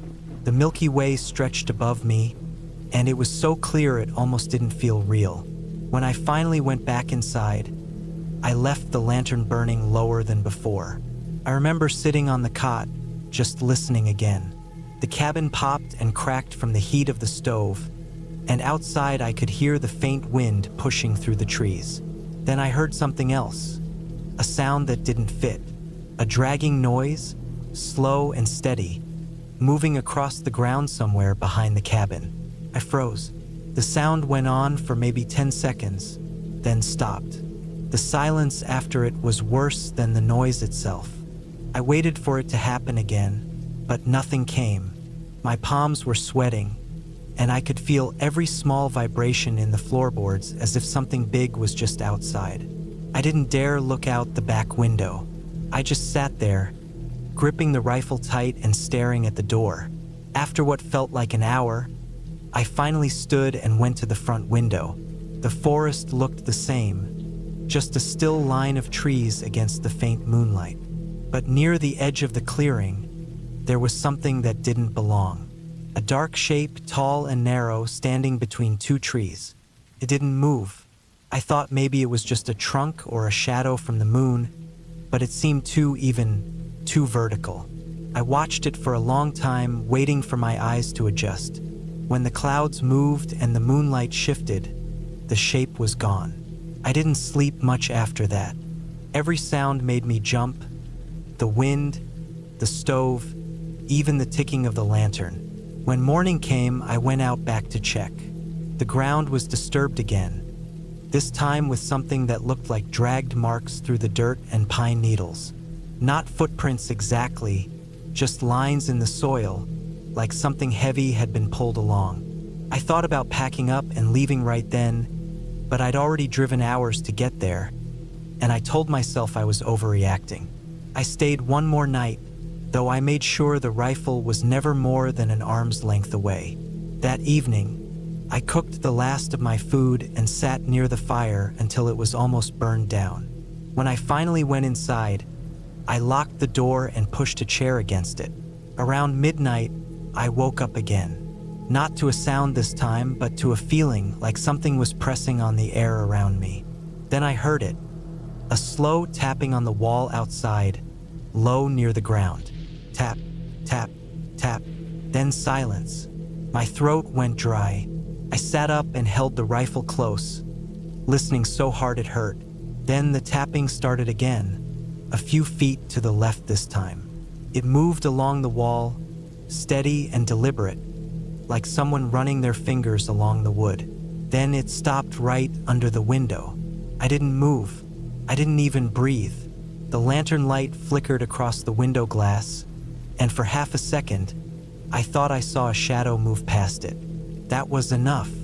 I threw on my jacket, grabbed my gear, and was out the door within minutes. I didn't even put the fire out. I just ran to my truck, started it, and drove. The dirt road was rough and narrow, and the tires slipped more than once, but I didn't slow down. I didn't look back either. I drove until the sky started to lighten and the forest opened up into fields. Only then did I pull over, step out, and breathe properly again. When I told the owner about it later, he said that years ago, a man who used to trap animals in that area disappeared near that same cabin. His truck was found not far from the clearing, engine running, door open, but no sign of him. They said maybe he got lost in the woods or attacked by an animal, but they never found a body. I didn't care to know the full story. I never went back there again, and I sold my hunting gear not long after. Sometimes at night, if I wake up to a sound outside, I still think of that cabin, the quiet, the dragging noise, the tapping on the wall. I can still see that dark shape at the edge of the clearing, standing there so still, like it had been watching me the whole time. And I always wonder if I left that place, or if something there just let me go.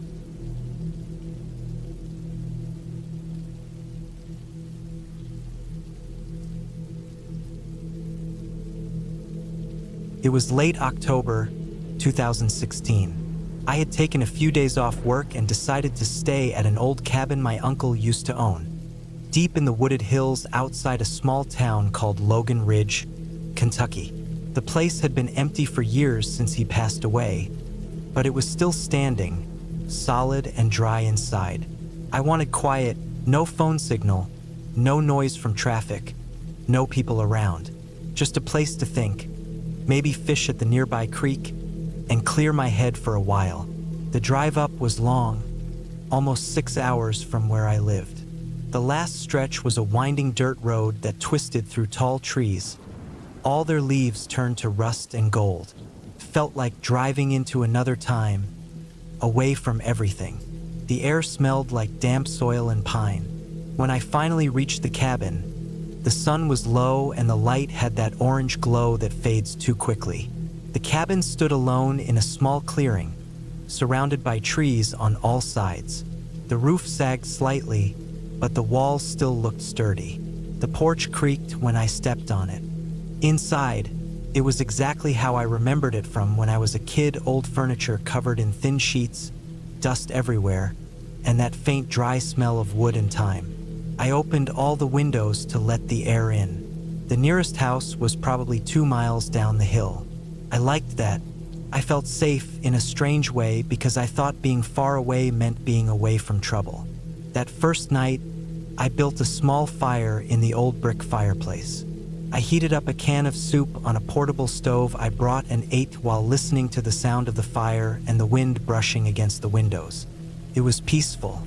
I slept in the back room where the bed was still made, just dusty. I was asleep within minutes. I woke up around 3 a.m. The room was dark, and the fire had burned out. I didn't know why I woke up at first, but then I noticed a sound. It was faint, a crunching noise, like footsteps on dry leaves, coming from behind the cabin. I stayed still, listening. It wasn't fast or heavy, just slow and spaced apart. Then silence. After a few minutes, I convinced myself it was probably a deer or a raccoon. The woods were full of them. I rolled over and went back to sleep. The next morning was calm and bright. I made coffee on the stove and sat outside on the porch, watching the fog rise off the trees. The woods were quiet, but I noticed something odd behind the cabin. In the patch of dirt near the back door, there were marks in the ground. Footprints. They weren't boot prints or shoes. They looked barefoot. Not animal. Human. I crouched down and looked closer. They were long and narrow, but what made me uneasy was that they led up to the cabin, but not away from it. I checked around the whole area, thinking maybe the dirt just didn't hold the other steps. But it was clear whoever made those prints had walked right up to the back of the cabin and stopped. That unsettled me. I didn't have cell service, but I still felt safe enough not to panic. I locked the doors that night, which I hadn't done before, and kept my flashlight by the bed. That second night, I didn't sleep as well. I heard more noises outside. Not just footsteps this time, but something like light tapping on the side of the cabin. It would come and go, sometimes near the window, sometimes by the door. Every time I got up to look, it stopped. The woods were black beyond the porch light, just endless trees. I stayed up until the first bit of dawn light came through the window, then finally dozed off for a few hours. The next morning, I decided to check the area more carefully. Behind the cabin, I found more tracks, again barefoot, but now there were several sets. Some small, some larger. The ground near the shed had disturbed dirt, like someone had been digging or dragging something. I felt my stomach tighten as I stared at the marks. I didn't have an explanation for it, but I knew someone had been around the cabin at night. I wanted to leave, but my truck wouldn't start. Turned over once and then died. I checked the gas and battery. Both were fine. It just wouldn't fire up. I decided I'd walk out to the main road if it didn't start by afternoon. That day was long and strangely quiet. I stayed mostly inside, glancing out the windows often. I didn't see anyone, but I couldn't shake the feeling that I was being watched. Around evening, I heard something metallic hit the ground outside, near the porch. I looked through the window and saw my gas can lying on its side. It had been moved from the back of the truck. That was the moment I stopped thinking it was just my imagination. I shut all the windows and pushed a chair under the doorknob. The woods went dead silent after dark. No crickets, no wind, nothing. Around midnight, I heard slow steps on the porch. They were clear, right above the wooden boards, and the sound of breathing came with them. Deep, steady breaths. Whoever it was didn't knock or speak. They just stood there. I sat in the dark, holding the flashlight, waiting. After what felt like an hour, the steps moved away. I didn't sleep at all that night. When daylight came, I stepped outside carefully. The ground in front of the door had prints again. Barefoot but covered in dried mud this time. There was something else too. My truck hood was open. I walked over and looked inside. The battery was gone, completely removed. That made my blood run cold.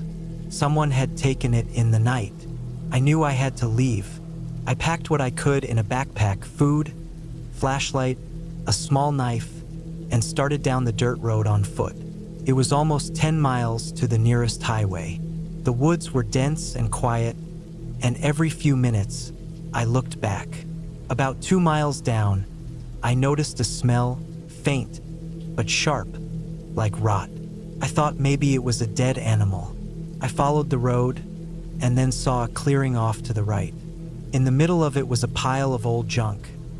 Rusted metal, pieces of wood, and what looked like scraps of fabric. But then I saw something that stopped me cold. In the dirt, under some leaves, was a car battery. My truck's battery. I didn't touch it. I just backed away slowly and went straight back to the road. My heart was pounding so hard I could barely breathe. The rest of that walk felt endless. The woods seemed to get darker even though it was morning. Every crack of a branch made me flinch. I didn't stop until I reached the small gas station near the highway. I looked like hell when I got there.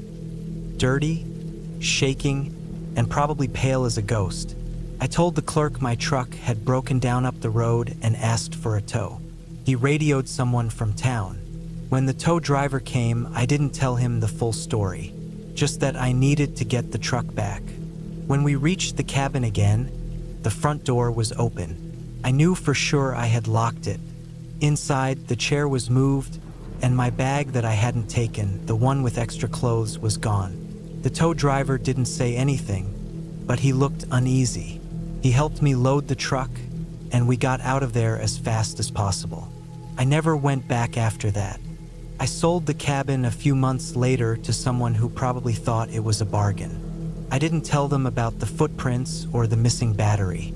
Sometimes I still think about those nights, about how close those steps sounded on the porch. I'll never know who was out there or why they came to that cabin in the middle of nowhere. But I know this, it wasn't random. Someone had been watching. They knew I was alone, and I left just in time. If the truck had started that morning, Maybe I'd have brushed it all off and stayed another night, but it didn't, and that's the only reason I'm still here to remember it.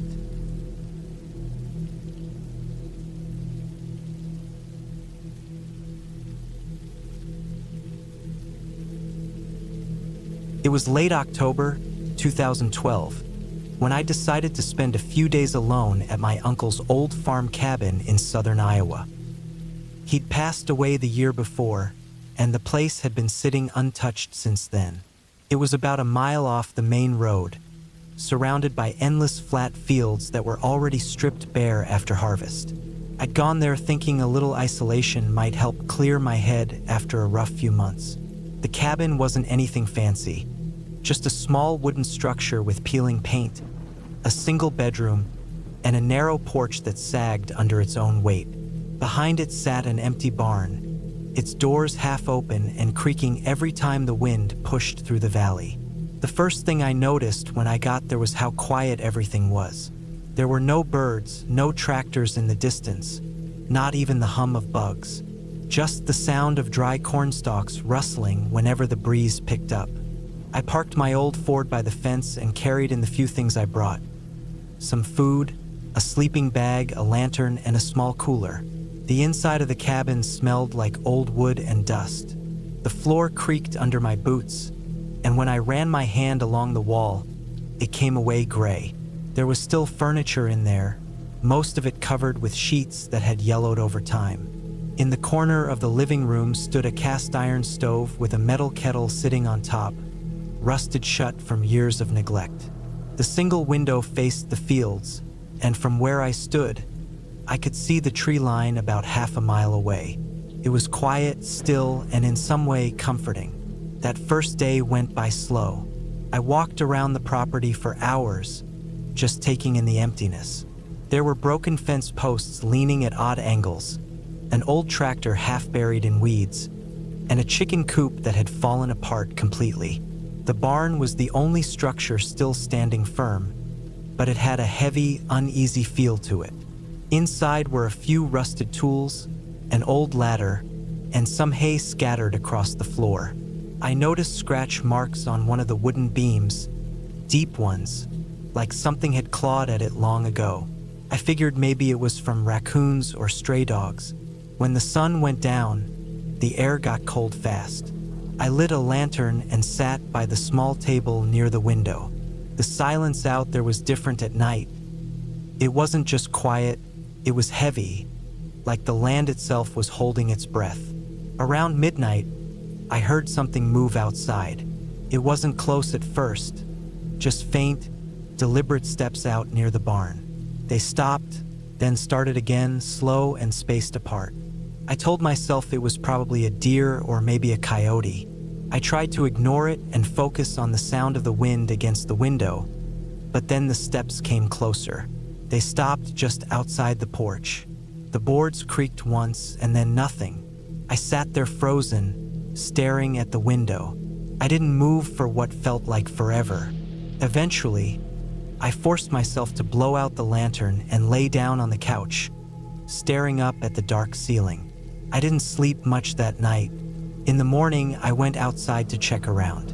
The grass near the porch had been flattened in a few spots, and there were faint impressions in the dirt. Boot prints, not animal tracks. They led from the barn to the porch and then stopped. I didn't know anyone for miles around, and the nearest farmhouse was at least 2 miles down the dirt road. I brushed it off and told myself they could have been old, maybe even mine from the day before. The second day was colder.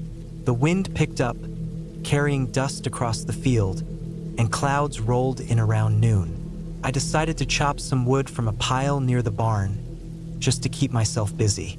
The whole time I worked, I kept glancing at the tree-line. Something about it made me uneasy, like there was movement just behind the branches. Once, I thought I saw a flash of something pale, but when I looked again, there was nothing. By sunset, I went back inside and made some canned soup on the stove.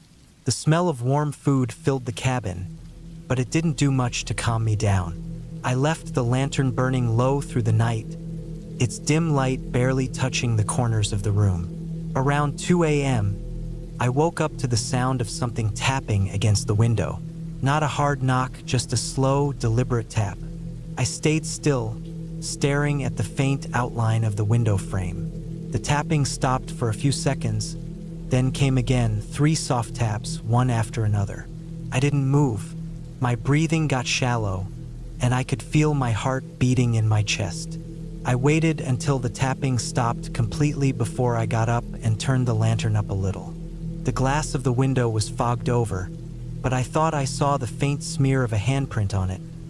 Long, uneven fingers, like someone had pressed their hand there and dragged it slightly downward. By morning, the sky had turned gray, and the fields were coated with a thin layer of frost. I packed up my things, planning to leave, but when I went to start the truck, it wouldn't even turn over. The battery was completely dead. It had worked fine when I arrived. I walked around the truck, checked under the hood, and found the cables had been loosened. Not torn or chewed, just unscrewed and pulled slightly apart. I tightened them back as best I could, but it didn't help. With no phone signal out there, I decided I'd have to walk to the nearest farmhouse for help. Before leaving, I went back inside to grab my bag. As I stepped into the cabin, I noticed something that made my stomach drop. There were wet footprints on the floor, leading from the back door toward the middle of the room. They were large, bare feet, human and fresh. I hadn't opened that back door once since I got there.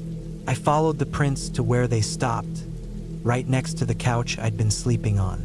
The floorboard there was slightly raised, like something had been pried open before. I knelt down, lifted it, and found a small, square space underneath, just big enough to hide something or someone. Inside was an old blanket, a few empty cans, and what looked like a small knife. The blanket was still damp, like it had been used recently. That was all I needed to see. I grabbed my bag and left the cabin, walking fast toward the dirt road without looking back. The cold air burned my lungs, but I didn't stop until I reached the next farmhouse. Almost an hour later, the old man there gave me a ride back to town, and I had my truck towed the next morning. When the mechanic checked it, he said the wires weren't just loose. They'd been pulled out on purpose, neat and careful, like someone knew what they were doing. He figured it had happened recently, maybe that same night. I never went back to that cabin. A few months later, the county sheriff called me about it. He said some hikers had reported seeing movement out near the barn, so they went to check it out. They found signs someone had been living there for months. Old clothes, food wrappers, a small bed made out of hay. The floorboard I'd opened had been nailed shut again, but under it they found a few personal items belonging to my uncle. His pocket knife, his wristwatch, and his wallet, even though we'd buried him with those things. That's when I realized that whoever had been staying in that cabin wasn't just some drifter passing through. They'd been there before, probably even when my uncle was alive. Maybe he'd known. Maybe that's why he never wanted anyone staying there after dark. I still think about that place sometimes. The silence, the smell of old wood, the way the fields seemed to watch you.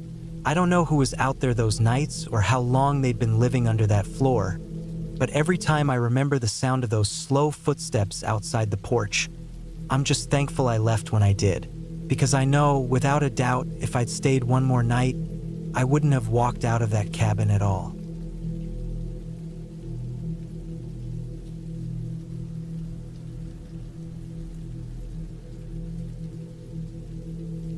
It was late October of 2019 when I decided to drive out to a small cabin in northern Arizona that I had rented for a few weeks. I needed space, quiet, and time away from my phone. I'd been working too much, sleeping too little, and I just wanted to be somewhere I could breathe without hearing traffic or seeing people. The cabin was about 3 miles from the nearest paved road, surrounded by stretches of dry grass, juniper trees, and hills that looked more like faded bones than mountains.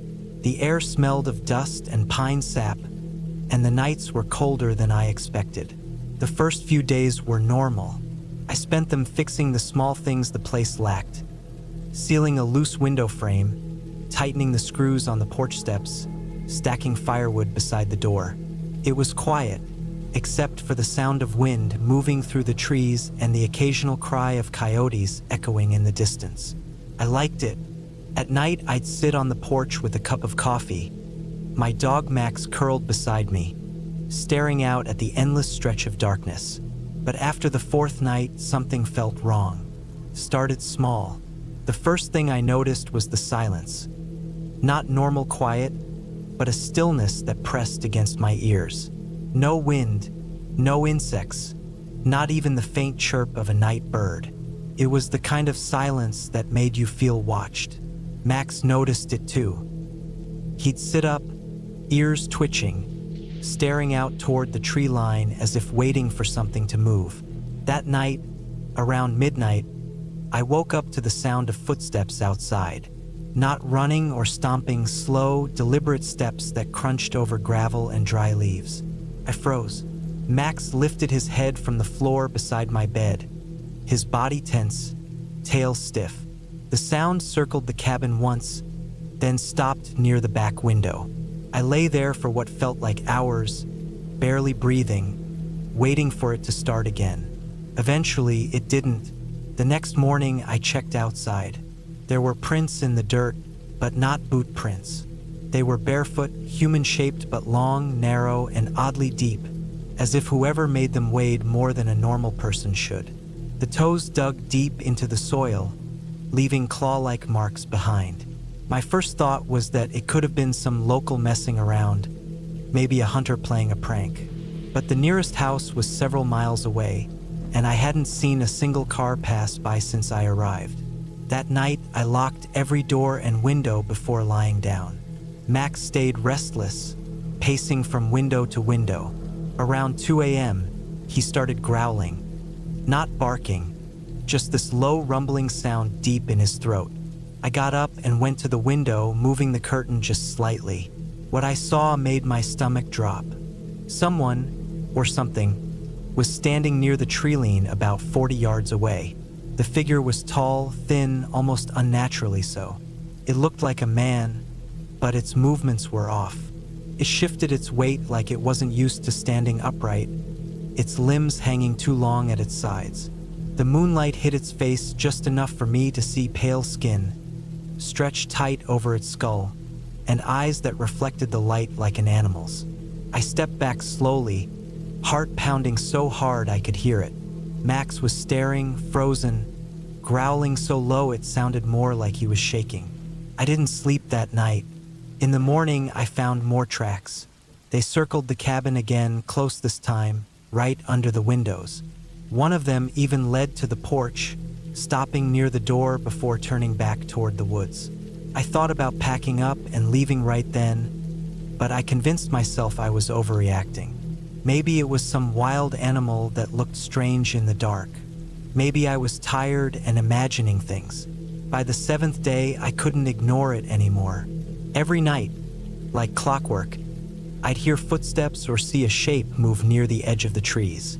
Sometimes it would stay there for hours, unmoving. Other times I'd catch it crawling on all fours across the clearing, silent and quick. The worst part was the smell. A rotten, metallic odor that started lingering around the cabin, strongest near the back door. It smelled like old blood and wet soil. I tried to act normal during the day, pretending everything was fine. But I started noticing strange things missing. Food from the kitchen, pieces of clothing from the laundry line. Once, I found my flashlight lying in the grass near the woods, even though I'd left it inside. I felt watched constantly, like eyes were always following me, even in daylight. One evening, just before sunset, I decided I'd had enough. I started packing my things, moving fast but trying to stay calm. Max followed me everywhere, tail down, eyes darting toward the windows. I loaded the car, locked the cabin door, and was about to leave when I noticed something behind the trees. It was crouched down, half hidden, watching me. Even from that distance, I could see it was wearing something that looked like torn, dirty skin. Not clothes, but actual skin. The face looked human, but wrong, like someone wearing a mask that didn't fit. It stood slowly, taller than any person I'd ever seen, and tilted its head as if studying me. I didn't wait. I jumped into the car, Max beside me, and started the engine. As I turned onto the dirt road, I looked in the rearview mirror. It was standing in the middle of the clearing, watching, motionless, as the cabin grew smaller in the distance. I drove for hours, not stopping until I reached a small gas station near Holbrook. The attendant looked at me like I'd seen a ghost. I was pale, shaking, covered in dust. He asked if I was okay, but I couldn't bring myself to explain. I just filled the tank, bought a coffee, and sat there for a long time before driving the rest of the way home. I never went back to that cabin. A week later, I got a call from the owner saying he found strange things there. Scratches on the door, deep ones, like from an animal. The window screens were torn, and something had dragged one of the garbage bins nearly 50 yards into the woods. He asked if I knew anything about it, but I told him I didn't. Months later, out of curiosity, I searched online for anything similar around that area. I found a few old stories, local ones, about people seeing something strange near the Navajo reservation, something that looked human but wasn't. They said it could mimic voices, move like an animal, and sometimes wear the skin of the dead. Most people dismissed it as folklore, but one report from a retired sheriff caught my eye. He described finding tracks just like the ones I'd seen, deep and narrow, near an abandoned campsite. He said the prints went on for miles before disappearing into the rocks. I never forgot the way that figure stood, watching me, silent and still. I still think about the smell that clung to the cabin, the footprints under my window, and how quiet the woods had become before it showed up. Sometimes, when I drive at night through empty stretches of road, I glance at the tree line, half expecting to see it again. That tall, thin figure, wearing something that used to belong to someone else. I've told myself 100 times that it was probably just a person, maybe someone lost or sick, or even a wild animal that looked strange in the dark. But no matter how I try to reason it out, there's one thing I can't explain: the way it moved. It wasn't human. It wasn't animal. It was something in between. And whatever it was, it knew exactly where I slept.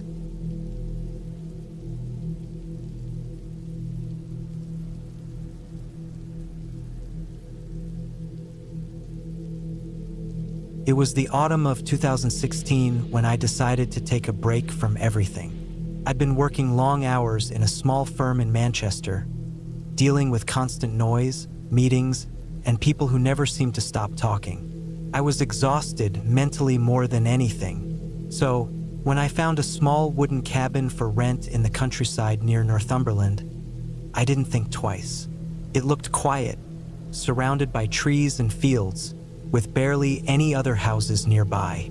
The photos online showed a small stream running just behind the place, and the owner had written that it was perfect for someone who wanted peace. That was exactly what I wanted. The drive there took me nearly 5 hours. By the time I reached the small dirt road that led to the cabin, the sky was already turning gray, heavy with clouds that promised rain. The path was narrow, with tall hedges on both sides scraping lightly against my car as I drove. When I finally reached the cabin, it looked older than it had in the photos. The wood was darker, almost black in some places, and the paint on the door had peeled away. Still, it felt quiet and isolated, the kind of silence you only find far from cities. Inside, the cabin was simple. There was one bedroom, a small kitchen, a bathroom that smelled faintly of damp, and a living area with an old fireplace. I unpacked quickly and made myself some tea before sitting outside on the small porch. The air smelled of wet leaves and soil, and the only sound came from the distant rustle of the trees. I felt calm for the first time in months. That first night, the rain started around 11. Came down hard, slapping against the windows and roof. The sound was oddly comforting.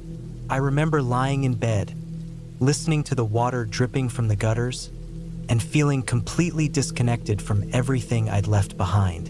The next morning, I woke early. The rain had stopped, but the ground outside was soaked. Mist hung low over the fields, making everything look blurred and pale. I took a walk along a muddy trail that led behind the cabin. The air was cold, and my boots sank slightly into the wet ground with each step. I followed the trail for about a mile until I reached a small clearing where an old wooden bench sat near a group of birch trees. It looked like no one had used it in years. The paint had faded, and moss had started to grow over it. I stood there for a while, breathing in the quiet, until I noticed something strange on the ground a few feet away. An old scarf, partly buried in the mud. It was torn at one end, and though I assumed it must have belonged to someone who'd lost it years ago, something about it made me uneasy. I left it there and headed back. That evening, while I was sitting by the window reading, I saw something move outside near the tree line.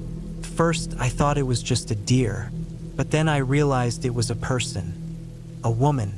She was standing perfectly still among the trees, facing the cabin. I couldn't see her face clearly because of the fading light, but her shape was distinct. She was tall and thin, wearing a long coat that looked soaked. For a few seconds, I just watched her, unsure if she'd noticed me. Then I blinked, and she was gone. I told myself it must have been a hiker passing through, maybe taking shelter from the rain. But even then, something about how still she had been stayed in my mind. Over the next few days, I kept thinking about her. I walked the same trail again, trying to see if there was any sign that someone had been there recently. Footprints, litter, anything. But the ground was smooth, washed over by the rain. The woods felt heavier now, quieter in a way that didn't feel natural. Sometimes I'd catch myself looking out the window at night, half expecting to see her again. One evening, while I was making dinner, I heard a faint tapping sound. It wasn't coming from inside. It sounded like it was coming from the back wall of the cabin, the side that faced the forest. I froze, listening. The sound came again, slow and uneven. I stepped outside with my flashlight, the beam cutting through the darkness. The rain had started again, light but steady. The tapping stopped. I walked around the side of the cabin and shined the light across the trees. Nothing, only the wet bark glistening under the rain. I told myself it must have been a branch or maybe an animal. I went back inside and locked the door, though I hadn't felt the need to before. That night I couldn't sleep. Every small sound seemed louder. The creak of the wooden walls, the wind pushing against the windows, the distant drip of water outside. Around 3 a.m., I thought I heard footsteps on the porch. Not quick steps, slow, deliberate ones moving across the old boards. My dog, Milo, who had been sleeping near the bed, suddenly stood up and began to growl quietly, staring at the door. My chest tightened. I stayed still, barely breathing, listening. The steps stopped, and after a few minutes, the sound of the rain was all that was left. In the morning, I checked the porch. There were footprints, bare footprints, small, narrow ones, pressed into the thin layer of mud. They led from the edge of the porch toward the side of the cabin and disappeared into the wet grass. I felt cold all over. Whoever it was had been standing there, right outside, while I was in bed. I spent the rest of the day trying to convince myself that I was overreacting. Maybe someone from a nearby house had wandered by, though I hadn't seen any other houses in miles. Still, I couldn't shake the feeling that I was being watched. I closed the curtains before dark, which I hadn't done before, and kept Milo close. He didn't leave my side all evening. The next night was worse. I woke up suddenly around 2 a.m., without knowing why. Everything was silent except for the faint hum of rain outside. I turned my head toward the window, and for a moment, I thought I saw a shape standing just beyond it. I didn't move. The glass was fogged, but I could see enough. A tall, thin figure standing just still. I blinked and the shape was gone. I didn't sleep after that. The next morning, I packed my things. I told myself I'd had enough peace and quiet for a while, But before I left, I noticed something near the edge of the trees. Hanging from a low branch was the same torn scarf I'd seen days ago. It looked freshly tied, like someone had just placed it there. That was the last thing I saw before getting into the car. As I drove away down the narrow road, I felt a strange mix of relief and unease. When I reached the main road, I stopped for fuel at a small station. While I was paying, I mentioned to the man behind the counter that I'd been staying in one of the cabins down the road, the one near the woods. He looked up briefly and said that most of those cabins hadn't been rented out in years. Some of them had been left empty after a woman went missing in that area almost a decade ago. She'd lived alone in one of those cabins, last seen walking into the woods one evening and never coming back. I didn't say anything else. I drove the rest of the way home in silence, every tree I passed reminding me of that figure in the rain, standing still at the edge of the forest. For weeks afterward, I couldn't sleep without checking the windows twice. I never found out who she was or why she'd been there, but I knew what I saw. It wasn't a ghost or a trick of the light. It was a woman, real, alive, and standing just a few feet away from me in the dark. And that somehow made it even worse.